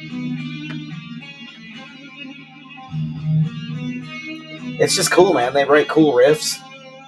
I don't even want to talk over it because I like it so much, because to me, this is literally, it's not just the title track, it is the fucking masterpiece title track from this record. For sure. Yeah, the build up in this song is just awesome, man. Yeah, there's like a cool crescendo with the drums too once the tom fills get done. The way it builds, and yeah. Yeah, that's cool, man. Definitely. I got to tell you, man. So when I was a kid, we used to listen to this tape. For those people watching that remember cassette tapes, so we used to listen to this tape a lot in my buddy Dan Sissom's car when we were going to one of his band's practices or gigs. And Dan and our buddy Paul were like the big brothers, dude, that I didn't have. So listening to the music that they dug with them was so influential and made such a big impression on me. It was just such a great time in my life. And I was like probably 15 years old or something like that. This was one of those records that when we were in the car, that fucking tape went in the deck, and, just cranked the shit out of it and everybody listened. It was awesome. See, I did not listen to this at all when I was a kid. I got into these guys way late in life. I mean, I knew of them, obviously, and who they were. But to me, it was just a bunch of noise when I was in high school. I just didn't appreciate it at all. I had to wait until a well-seasoned musician and well into my musical aspirations before I graduated to appreciating this band as much as I do now. Wow. But, it's really fun to run around, like I got my kids in the car, and every now and then, just for shits and giggles, I'll roll down the window and, tell my son to yell out the window, and he'll look at the car next to us and just go, Slayer! And then we roll the window up and we all have a good laugh and we take off to the next light. So, that's kind of a little family ongoing joke that we do when we're riding around in the car. Nice. Yeah, this is literally my go-to record for when I want to listen to Slayer. And Okay. if I could only pick one of their songs that I could only listen to for the rest of my life, this would definitely be the tune. Literally every instrument on this fucking record sounds great, along even where Tom's voice sort of lays in the mix of the album. I know that's probably getting a little bit deep for some people, but it literally just has the best overall production out of all their records to me. And I know they kind of caught some flack for this one because most people look at Rain and Blood as like the pinnacle of their career. That was the record, and it, you know, ranks really high on the list of the best metal records of all time. And, you know, it was super fast. And this one kind of slowed down a bit, but that might be why I liked it. You know, like it felt like it had a little more groove and just overall melody and all that stuff. I don't know, but this was the one that resonated with me the most. I love Rain and Blood, don't get me wrong, but South of Heaven is the record to me that, again, every single time I want to listen to Slayer, that's the first one that I go to. Love it. Yeah, for me, I would say Seasons in the Abyss, which is the next album here that I was moving on to for my next favorite song, Yep. is actually the one that I like the most, and it has the most songs on it that I actually enjoy. Beginning with this badass right here. Oh, Again, the not title mine. track, it's the title track, but God, I love this song so much. The riff is just badass. The song is badass. Dude, that's a killer riff right there. Dude, I was so hoping you had another song lined up, though, because one of the songs on my list is from that record, and I was really hoping that you were on point with that one. But I'm gonna take a guess and say that it might be this one, which is my next one also.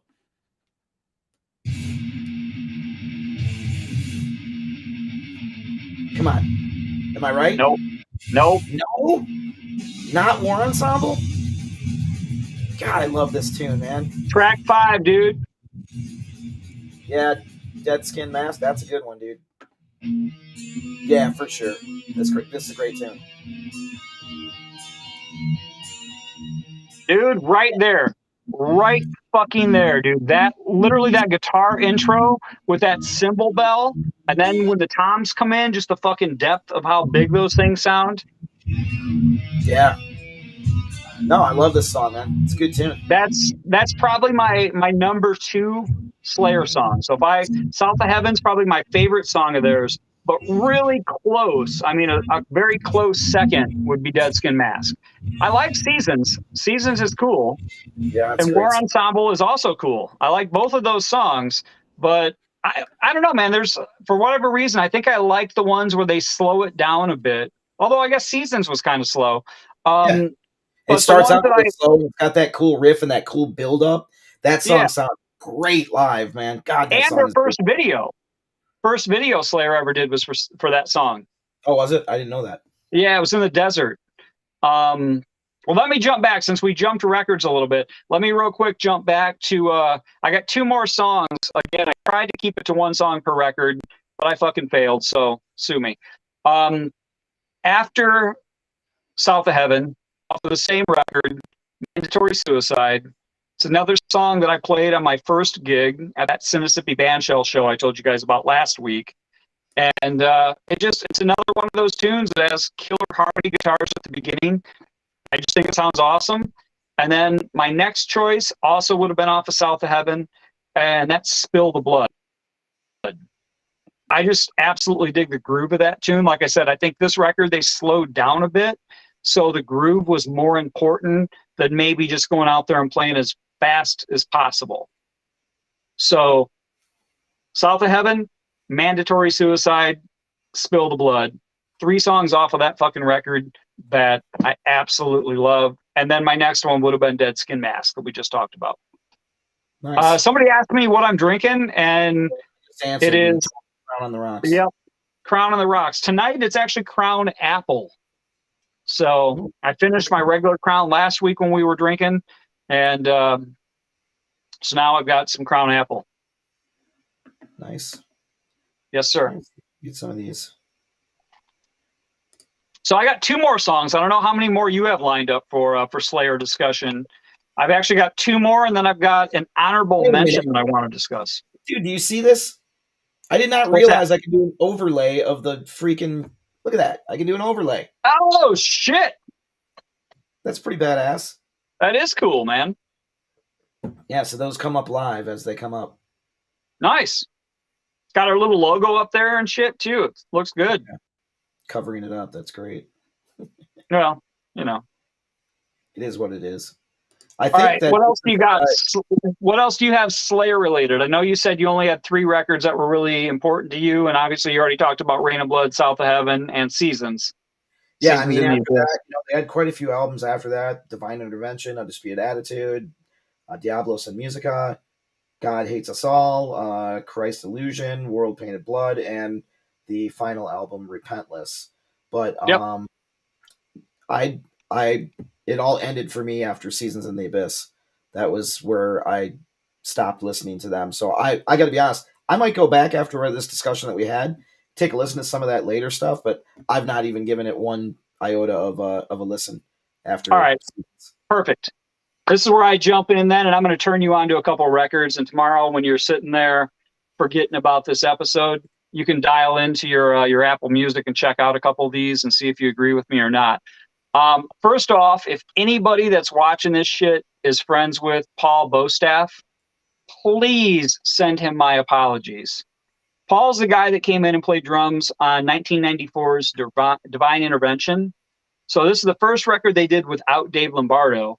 And I literally remember like just not giving a shit about this record. I bought it, which is kind of strange, but I think I just bought it because I was into buying, records when they came out. But it was the first record they did without Dave Lombardo, so I was almost kind of like, I don't know. Oh, all right, hold on.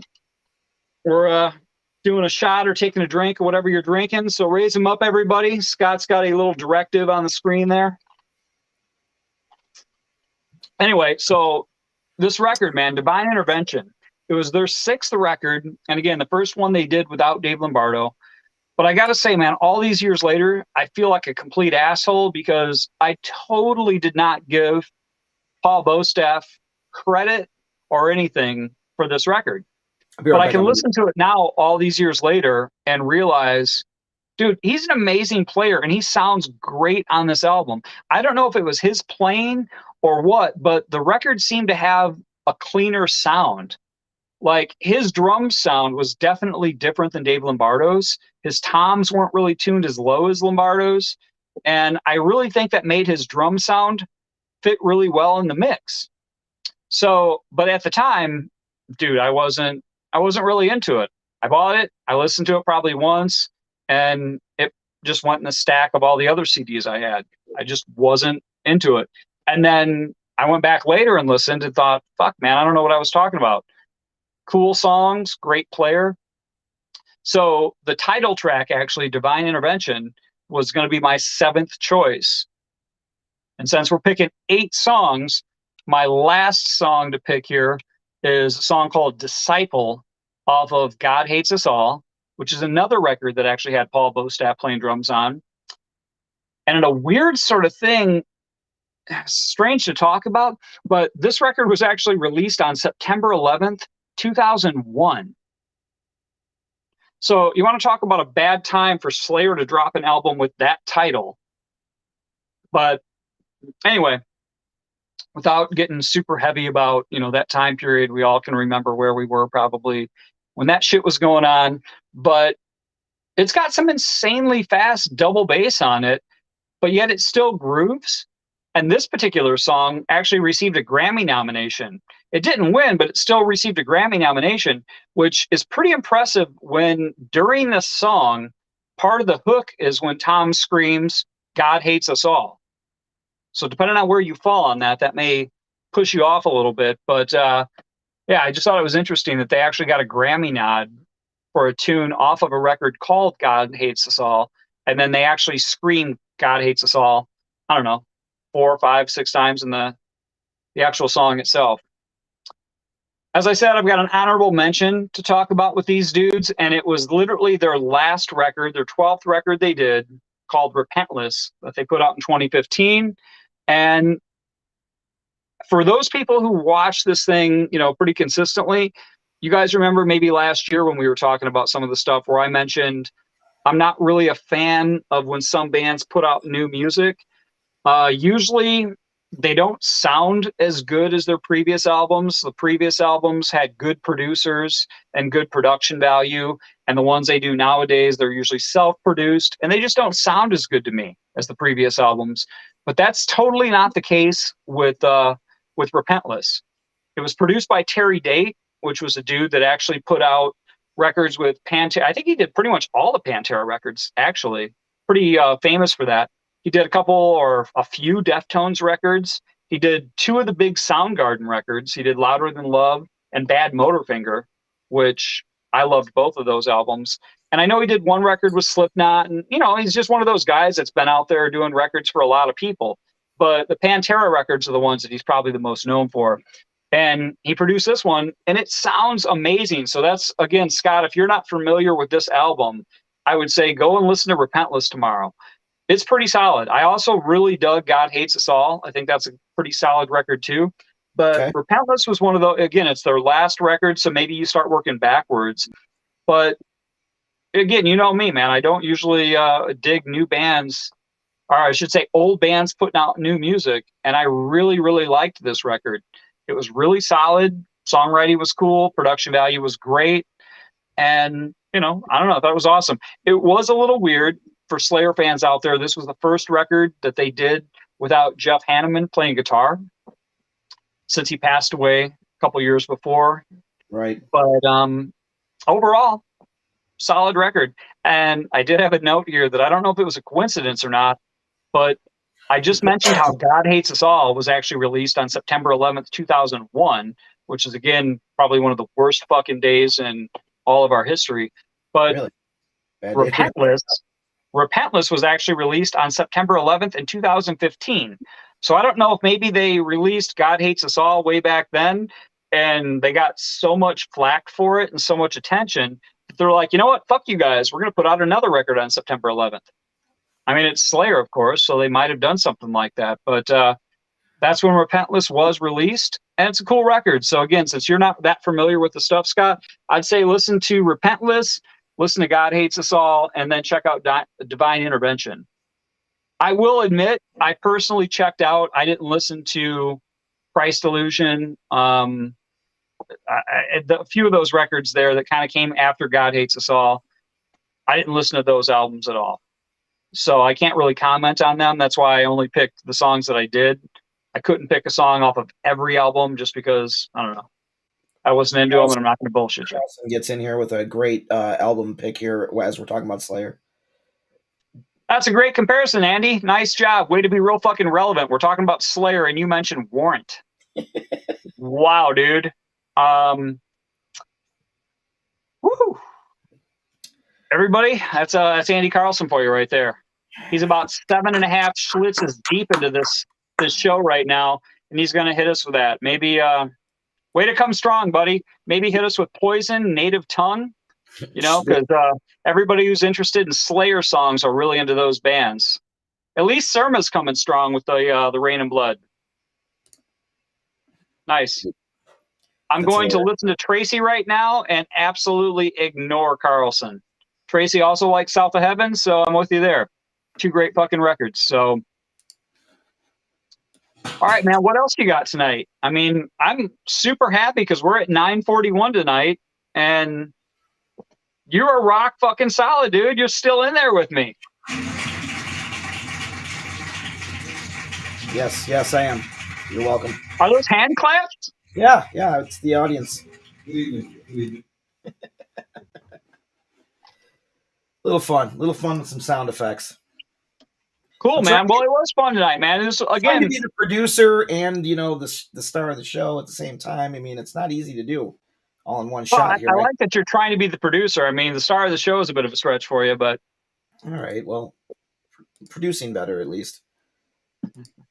What's great, dude, is we're up to 14 people watching us right now, and it's because we're done. Right now than we had when we started. That's what I'm saying. We're done talking about the songs. We're done talking about the records and the bands. We're literally at the end of the show, and we've got the most people watching. I don't know what that means. I mean, again, we don't do this because we're trying to get, 8,000 people watching. We just kind of have fun, between Scott and I talking about the tunes that we like and the bands that we like. even though, again, last week he didn't really dig Anthrax all that much. But again, tonight, hopefully you guys dug the fact that we talked about a couple big fucking bands, man, Metallica and Slayer, the two biggest bands, really arguably out of the big four, right? I mean, Yeah. the other two bands are great, don't get me wrong, but these two bands are the ones that most people really gravitate towards. And, sometimes people have very strong opinions. Not even sometimes. Most of the times people have very strong opinions when it comes to Slayer. But hopefully you guys dug them like we do. Are you both feeling okay? We're getting done early again. We're not early, Feeling Jill. great. Come on, man. 9:42. That's what's funny is she thinks it's early. Most people are like, God damn it, these guys won't shut up. And Jill thinks that we're done early. We can, you know what? We could talk for another hour probably, but I don't know that that's. To say. In fact, right now, let's throw it up there, man. I mean, we're having fun on a Thursday night. Brad's, Yeah. I know you still got some of that Crown to get down. Oh yeah, not only this, but I've actually brought the bottle up with me. So, all right, well, here's to everybody. Cheers. Thanks for tuning in. tell you what, let me go shake it off real quick, and then we'll come back. And what we'll do is we'll just take some questions from people. And the other thing that I kind of like to know is, again, what maybe, because Scott and I haven't talked about this. Usually we kind of have an idea of what the next show is going to be about, but as you guys know, we just came back last week. So we had it laid out that we're going to talk about the big four the first 2 weeks. But unless Scott's already got any idea, I don't have a clue what we're going to do next week. So I'd love to hear from you guys in terms of what bands maybe you'd like to hear us talk about, or what records that you guys like that maybe you want to hear us talk about. Again, we're just two idiots that just speak our minds here. So maybe drop that in. Scott, talk to him for a second. I'm going to go take a little bit of a waz, and I'll be right back with you. Yeah, actually, I was just thinking that it might be kind of cool to throw this out here. Let me see. Get him off of there. And let me see if I can pull this up. A little bit of a station identification where everybody can take a listen to these wonderful sounds while we take a brief intermission. So I can also squirt at the same time, and then we will come back and kill it. So check this tune out by Warrant.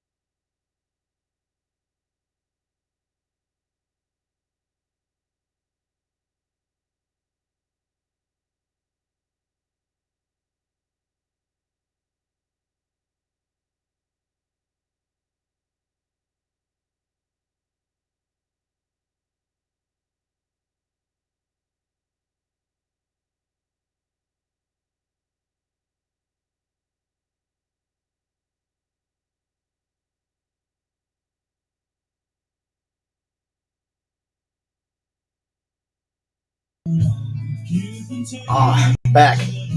Sorry. My back teeth were floating, man. Had to squirt. Anyways. What are we saying here? What's going on? Yeah, we're feeling fine. Everything's good. Where we at? Hello, hello. Yes, we are out here. Sorry. Brad's back. What?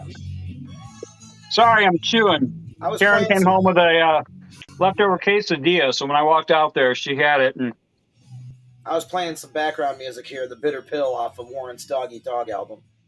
Oh, yeah, I know you love that one. It's a great song. Great song. All right, what do we got here? Bryce. Yeah, dude. We did talk about Appetite. We did an episode last year that we talked about all the Diamond records. no, not all, but we talked about, I don't know, what five was it? We didn't Five talk about records. Diamond Records. No, we talked about Diamond Records, dickhead. The records that sold more than 10 million copies. So we talked about Def Leppard's Pyromania, Def Leppard's Hysteria. We talked about the Metallica Black record. We talked about Appetite for Destruction. And I think we talked about AC/DC Back in Black. I think those were the 5 records we covered. Sounds about right. So, yeah, man, we did talk about Appetite, but to give you a brief synopsis of that discussion, that record fucking rules. I absolutely love that album. I can't remember exactly probably what I said last year, but I will tell you that Rocket Queen, probably my favorite tune off of the record. I love Brownstone off of that record. And, man, what else? I'm trying to think of what else I would have picked. Probably Night Train. So I probably would have done... I probably would have done Rocket Queen #1 or maybe Night Train #1. So it would have flipped either Night Train or Rocket Queen 1 and 2. And then probably Brownstone #3 would have been my choices off of that album. We used to do top 3 back then. But I think Rocket Queen was probably my my all-time fave. Yeah. I just am pretty burnt out on Guns N' Roses, especially since that was really the only album that was arguably worth a shit from them. Oh, you got to be kidding me. I mean, dude, come on. We had User Illusion 1 and 2. I can get it. They're, epic double albums, whatever. But, it was like, for a band that only put out a limited amount of records, man, they get a lot of credit. Dude, you can't dispute.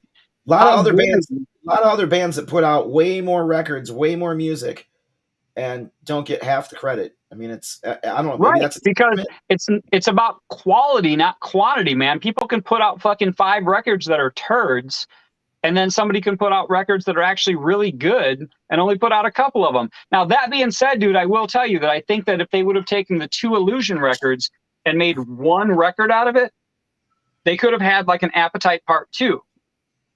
Yeah, but instead they split them up. On those albums too, man. Like that. But dude, Civil War. Great terrible song. Are you fucking kidding me? Really? Awful. Oh, it's a great song. You just played The Bitter Pill from Warrant, and then you're going to shit on Civil War? That's a great song. Woo! That's a great song. Woo-hoo-hoo! I know, dude. I know you're a big Guns N' Roses fan. Anytime our band wants to bring up a Guns N' Roses song, Brad's a #1 advocate, man. Yep, we're in. And everybody else in the band's like, okay, that's cool, but man, Brad does. Yeah, they only sold like a gazillion fucking records, so I mean, it's simple math, dude. I get it. It's what you like. It's fine. It is what I like. You're correct. I understand. Yeah, Marlin, November Rain, great song. We did that actually at Byron Fest. Actually, we did that with Brad at a couple of bar shows too, without the symphony people. But yeah, we did that at Byron Fest one year with some symphony people. It didn't work out quite the way that we had hoped that it was, but it wasn't bad. It could have been better, but it was a difficult scenario and a difficult undertaking for the band to get that right and reproduce that live in front of the audience. Basically, the logistics of just getting the symphony guys on stage and able to hear themselves and everything was a nightmare. We didn't think that through too well. But you know what? That's part of the fun of the whole thing, man, is this is live, man. It ain't Memorex. So we go out, we do what we do, and we just try to have fun with it. And sometimes we shit the bed, and other times we find the toilet paper. Good analogy. There you go, man.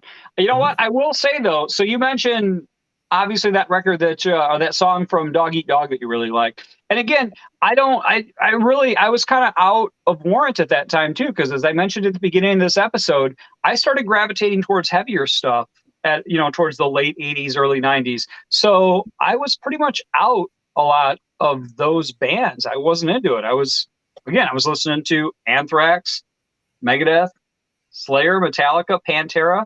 Those were the bands I was into at that time. So I wasn't listening to usually the records that came out kind of on the fringe. So I wasn't into Dog Eat Dog. But I will tell you that I fucking love Mr. Rainmaker, which I believe is on the Cherry Pie record. That is a badass tune from those guys. In fairness, pretty much most of the songs on those first 2 records were really good, man. Janie Lane was a great songwriter. Yep. So most of the stuff he did was pretty awesome. But Rainmaker, I don't know, man. That's one of those tunes that I love the way the guitar starts out on it. I love the fucking groove of the song. It's actually what I would call a heavy song for Warrant. Because Warrant's kind of known for a little bit of song. He's on the lighter side of things, kind of like a Poison. But Rainmaker seemed to have a little more balls, kind of like an Uncle Tom's Cabin. Yeah. Love it. Love it. Which is my favorite song from them all time. Yep. I agree. Which we play. We love that song. Yep. We do.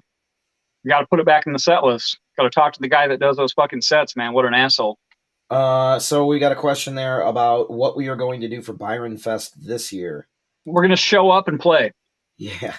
You know what? I'm not sure what we're going to do yet. I mean, we've kind of, I'll borrow the quote from Tommy Lee, but not on that scale. We've kind of created this monster with Byron Fest where we have come out and tried to do something, that no other bands are doing or have done at that festival. And it's, people always dig it, man. They always look forward to us playing and always wonder what we're going to do, just like you're asking right now. So, yeah, Randy, I'm not sure yet. We got to discuss it as a band. That we tossed around a few ideas. Not really sure what we're going to go with this at this point in time yet, but we'll have something up our sleeves for sure. Well, we just found out about the show tonight, though, right? Or today? Well, I mean, yeah, we've been in contact with them, and I pretty much knew that we had the show, but I couldn't confirm 100% until today. Right. I was just going to say, I just found out that we were 100% playing today. As Right. Scott said, it's been in the works for a while, and Scott's the guy that books the band, and he works really hard and does a great job at that. So he gets us all this stuff. But today was the day, literally, that we all found out that we're back at Byron Fest, and we're super stoked about it. That's always a fun gig for us to do. People come out, obviously, in droves for that one. And yeah, we'll try to find something cool that we can do this year. I know we've tossed a couple ideas around, Scott and Fret and myself, just having discussions after rehearsals at times of things that we'd like to do. Is, I'm going to lose weight, so that'll be a surprise for that show. So that'll be good. That's one of the things I plan on. I'm just going to go and I'm going to get a colonic done so that way I can lose weight. Just get a cleanse. Yeah, man, that'll be the easiest way for me to lose weight. I'll do that probably, 4 or 5 days beforehand. So then I show up and I'll be looking real fucking spelt, nice and thin, or as thin as I could possibly look in these days. But where is Byron Fest, Jill's asking? It's in Byron, Illinois, of all places. Christy West Taylor, what is up, lady? I got to come hang out with you and your hubby sometime soon. Randy, you're correct. Byron Fest is awesome and absolutely one of our favorite gigs that we like to play. I don't think they have the turkey testicles at Byron Fest. That you're thinking of the Byron Turkey Testicle Festival, which is a separate event. Yep, yeah. Separate things. Which we have played in the past, but I'm not even sure if they're doing it anymore, to be honest with you. I don't know if they've done it since COVID. So what's funny is I actually did that gig with you guys twice. I did it as a sub drummer. I filled in for Chico Torres one night there and got hammered drunk and had to be driven home. And then I think we played the first year I was in the band, maybe. That was a fun gig, though. I remember that. It was cool. Carlson thinks that we should do a Jumbotron of your colonic. Well, at Byron Fest. A Jumbotron might be a little bit evasive.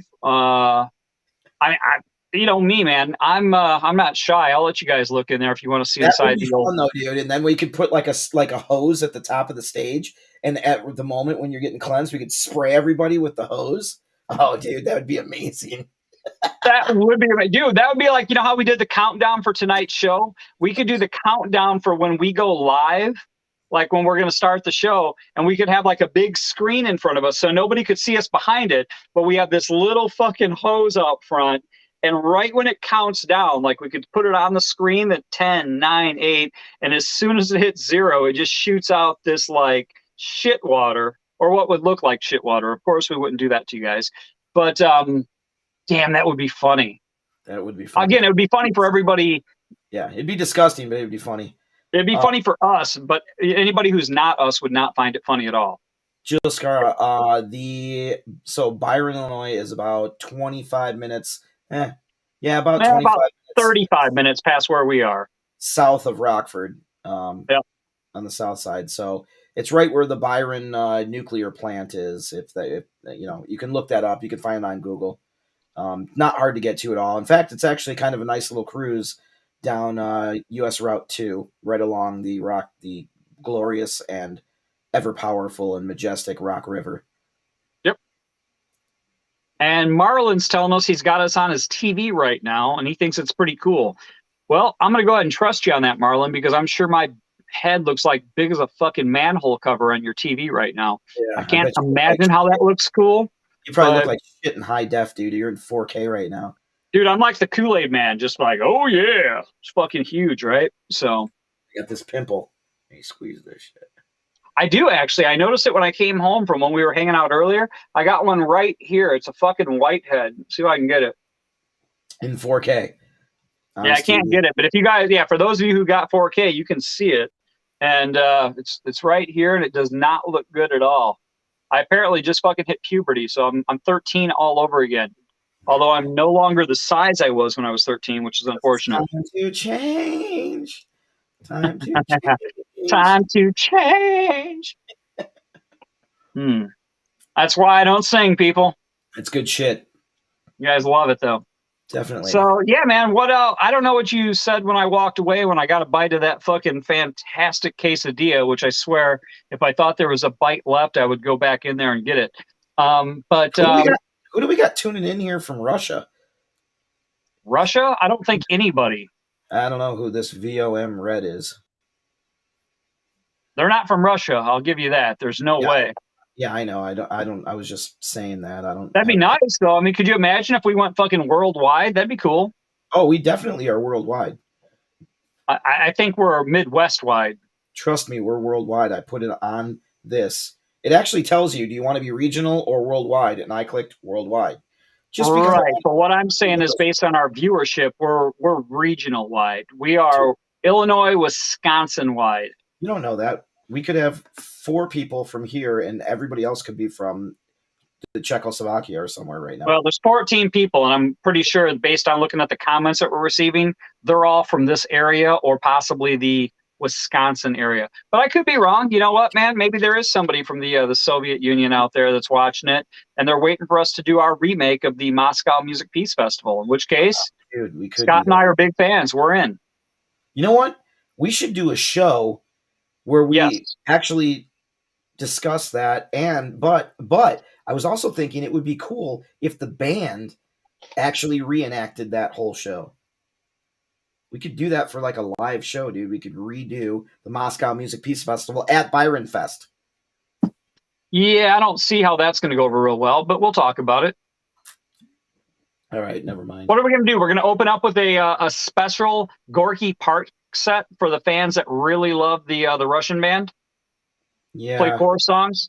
That's a good call. I don't know any that Russian. Probably is going to fall. That's going to fall fairly flat. The other bands all have pretty big hits, but even still, with that, I don't know. That's going. Again, this is speaking strictly from a set list put together type of guy, but I'm not quite sure how that's going to go. No, Andy, I didn't listen to the Wind of Change podcast because I hate that fucking song, dude. I can't do it. Oh, I like that song, man. It's a real whistle. Song's a turd. It is a turd. It is the Scorpions' low point in their career. Oh, my God. All right, so when I walked away and went and got a bite of that delicious fucking quesadilla that I had, what did you guys talk about? Did you talk about some bands that maybe you want us to talk about next week? I'm curious. No, when you stepped away, I actually put us both on, I turned off the video and I put on that killer Bitter Pill song from Warrant and said we were going to pause for station identification because I had to take a squirt as well. So, you recognize you couldn't carry the show without me? I respect that. Yeah, we'll go with that, I guess, if that's what makes your boat float. It was really more along the lines of I just had to pee really bad. But, all right.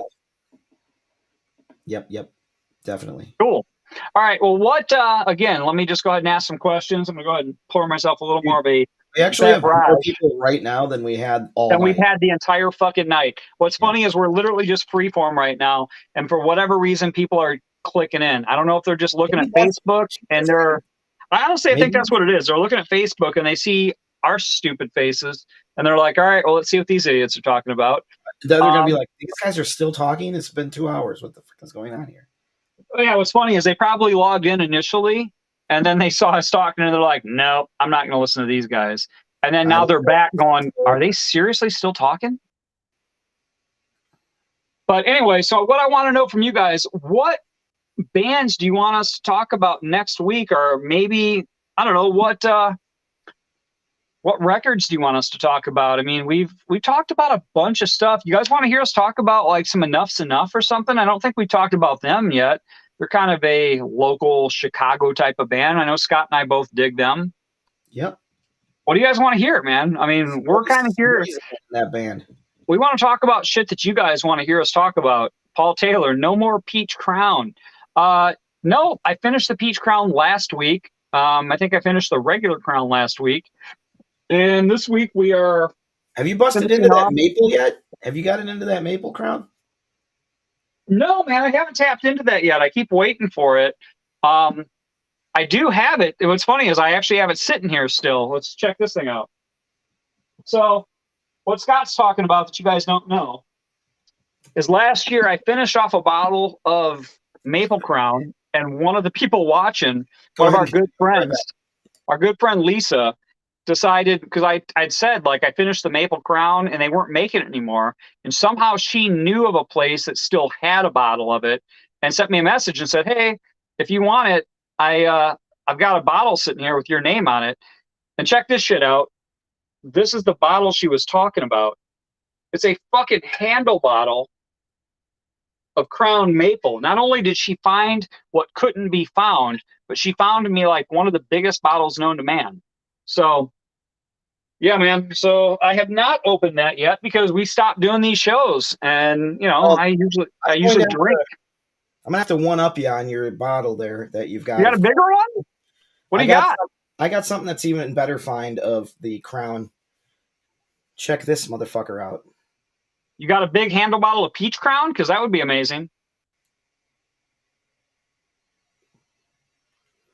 Kansas City Chiefs Crown Royal. Oh, dude, you showed me that. That's awesome. With the football zip-up case. Dude, this thing, man. That's badass, man. Totally awesome. Got that from my buddy Kevin. Hook me up with that. Kevin, if you're watching, thank you, man. This thing is totally awesome. I certainly appreciate it, man. It's part of the collectible football bag. And Kevin, I appreciate it because I'm going to probably drink that when I go over to Scott's house at some point. Because, you know, why not? He's got Crown Royal. For those of you that are football fans, that's what I'm drinking. Well, I'm not drinking it. I'm actually saving it for Brad. Look at this motherfucker here. Andy Carlson going, ew, poop Crown. This guy's drinking Schlitz at his house right now, and he's shitting on Crown Royal. I mean, honestly, though, I'm not really sure where you became such a fan of this Canadian garbage. I'm not really a big fan of it either, to be honest with you. But it's fantastic. It's delicious. I drank way too much Jack Daniels in the day, and now to me it tastes like dirty sweat sock. So Crown Royal. I'm not a Jack fan either. If I'm drinking if I'm going with the whiskey, I'm gonna Makers. If I'm going with the brown, I'm gonna hit the Makers, and I also like Angel Envy. That's Angel's Envy is another good bourbon. I don't disagree with the Makers. I enjoy some Makers, but again, Crown to me is just I don't know. It is my flavor profile. That being said, I also have a palate of like a 6-year-old. So not that 6-year-olds drink Crown Royal, but I'm just saying, like, the food that I eat, you know, I'm pretty much a mac and cheese type of guy. So maybe that explains why I drink Crown Royal. I don't know. But and then, of course, I knew this was coming. I knew it was coming from fucking Carlson, Crown Royal, and Royal Crown. This guy loves him some RC Cola. Dude, my Crown Royal bottle that I have here is not Crown Royal KC flavor. It's just the cover. See, right there, dude. We're not even listening to Andy Carlson anymore. Go Bengals. Who's Paul Taylor? Who's this guy? Oh,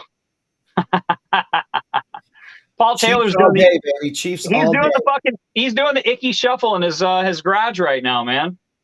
For all you old school Bengals fans. Oh yeah, for all you people that have had nothing but You didn't know I knew about that, did you? had losing seasons for years. Yeah, I'm kind of impressed with that, Brad. Actually, It's a solid pull, right? You had no idea. that was a solid pull. I appreciate. All right, that. guys. Jack and Coke for me. I could do without the Jack. Just saying. Just the Coke? Yep. Nice. I didn't specify it was the beverage or if it was anyway. So what should the next week thing be here? Yeah, man, what should we talk about next week? Do you have thoughts on it, Scott? I mean, we've never done this before. We've talked about it live, but do you have anything that you're thinking we should do next week? I mean, we've talked about a few different things. We've talked about doing like a Black Sabbath episode where we cover both the Ozzy and the Dio years.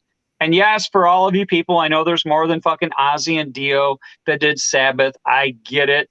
But those are the fucking two that people give a shit about. So, keep your fucking Gillen years to yourself. Well, the only thing I have to say is the Chiefs are going to win, and they're going to be playing, I believe, the Rams in the Super Bowl. And, we're going to be playing next weekend on the 5th. And then I think the Pro Bowl is the next day. On the 5th? That's a bad day for you guys to be playing. That's when we fucking play our gig at Rascals. No. The Pro Bowl's, I think, the next day on the 6th. But I was saying we play at Rascals on the 5th, letting everybody know.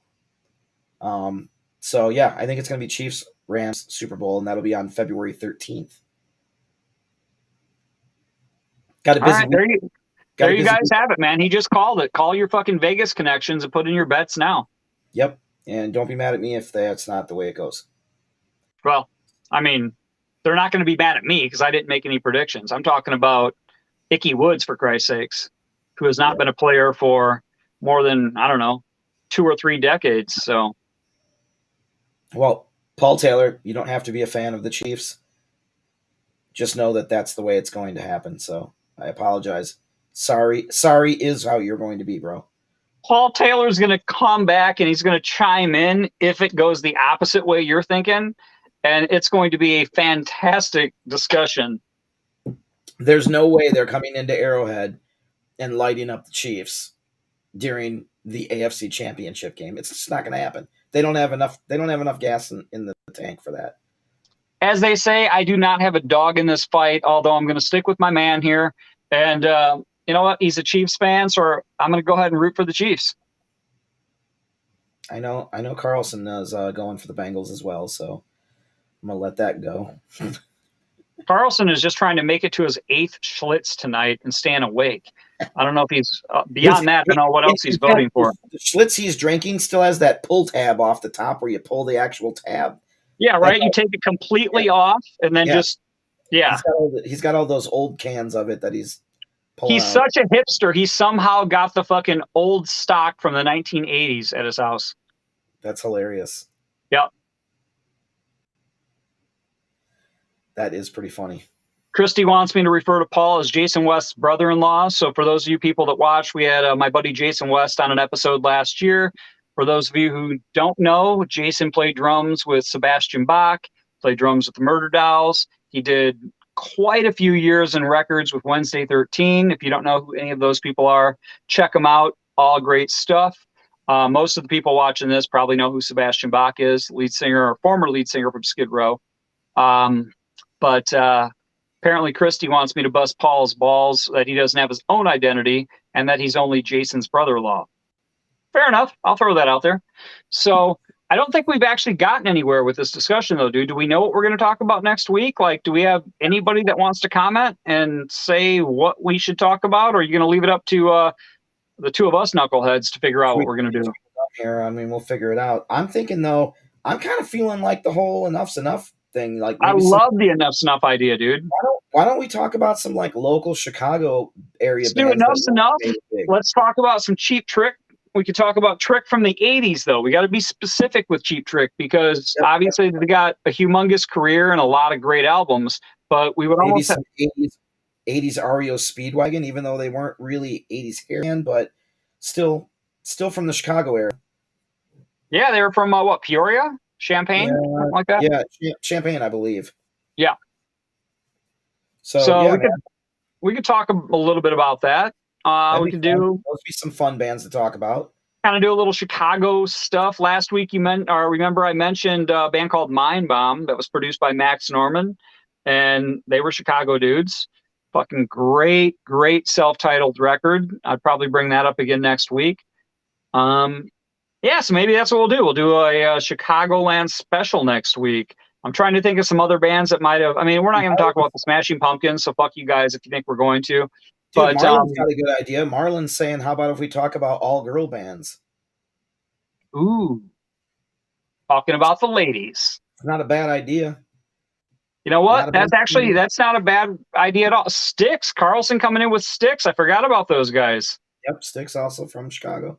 Yep, we could talk about them as well. You know what? I like both of those ideas, actually. That might be the next 2 episodes, because all girl bands could be cool, too. Although, you know what? Here's where it gets a little strange, though. There's not as many all-girl bands as there are, like, say, girl... I don't want to say girl popular, but you know what I mean? Like, there's the Joan Jetts of the world, the Lita Fords of the world. They didn't have girls backing them. They had dudes in their bands. But my girl comes in with Aerosmith. Maybe she missed that episode last year. The Bangles, really, Sarah? I mean, I could talk a little bit about the Bangles, but that could be tough. We talk about Tiffany. Not really. No, I couldn't. Although, did you see the video of her when she was hammered drunk and she couldn't even make it through her fucking quote unquote hit song? Ugh. Look it up on Facebook. Just type Tiffany. She did that concert of her greatest hit and she couldn't even get through her one fucking pseudo hit. It was awful, man. Look it up online. It was terrible. I'll have to look that up. All girl band though. So all right, so we got the Runaways we can talk about. Can we talk about them for 120 minutes? I don't think so. Although I think they were great, but Vixen. Yeah. All right, Paul. There you go, man. Way to correct me. So Marlon says Brittany Fox. Well, they sound like a chick band, but they weren't. Femme Fatale, another one. Soraya, yeah. Andy, no. Soraya was not an all-girl band. Dora wasn't an all-girl band. Runaways, now you're there. Femme Fatale, they were an all-girl band. I mean, there's lots of girl-fronted bands, you know, that we could talk about. Heart. Right.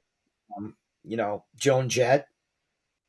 Tracy's right. Hailstorm is another, you know, I mean, it's not really in our era per se, but Hailstorm's another band fronted by a female. But again, that's my point, is there's bands that are fronted by chicks, but the only 2 all-girl bands, actually 3 that I've seen pop up on this list.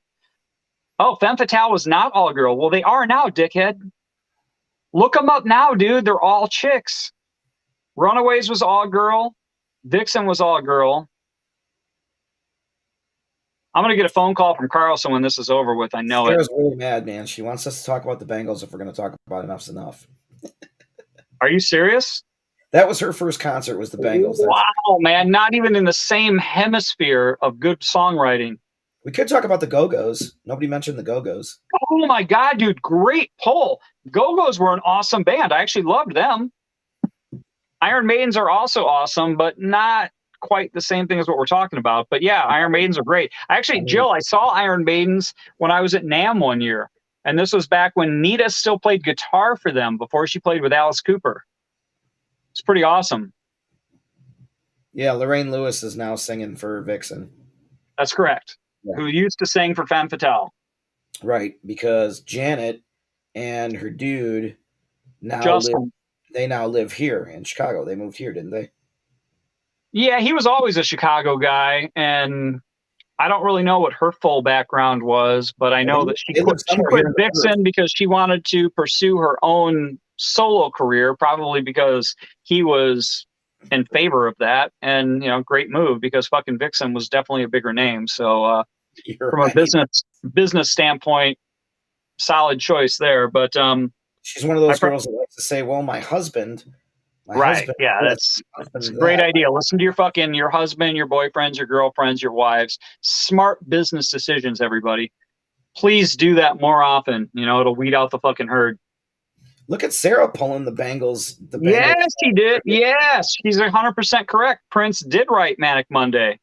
And it's an amazing song. The Go-Go's do not suck, though, Sarah. I don't really want to, can't. Yeah, Oh, see, I want to comment there, but I don't want to shit where I eat, so to speak. Go-Go's did not suck. Listen back to those hits. Our Lips Are Sealed. Vacation. Are you fucking kidding me? Vacation was fantastic. Great song. Man, I like that one. That was the one where they had like the video where they were all like water skiing on like the pyramid. Yeah, yep. That was good. Great song. Susanna Hoffs. Exactly, Sarah. Exactly. I just saw a meme recently where somebody posted a picture of Susanna from the Walk Like an Egyptian video saying if you were a guy from the 80s, everybody knew exactly this point in the song. And that was 100% true. Christy's asking, do we want to see a tattoo that our daughter drew? Why not? Yeah, I don't know how we could see that, but that's... Oh, she can drop it in, I'm sure. Oh, yeah, she's saying Paul got it tattooed. Well, you know what? If it's in a place that I don't want to see Christy, I don't know. Like, I mean, depending on where Paul got it tattooed, I know Paul, so I know that he might make some questionable decisions. This might not be the best move for anybody. Dude, we are 2 hours and 18 minutes into this thing, which exceeds so much farther than where we were last week at this time.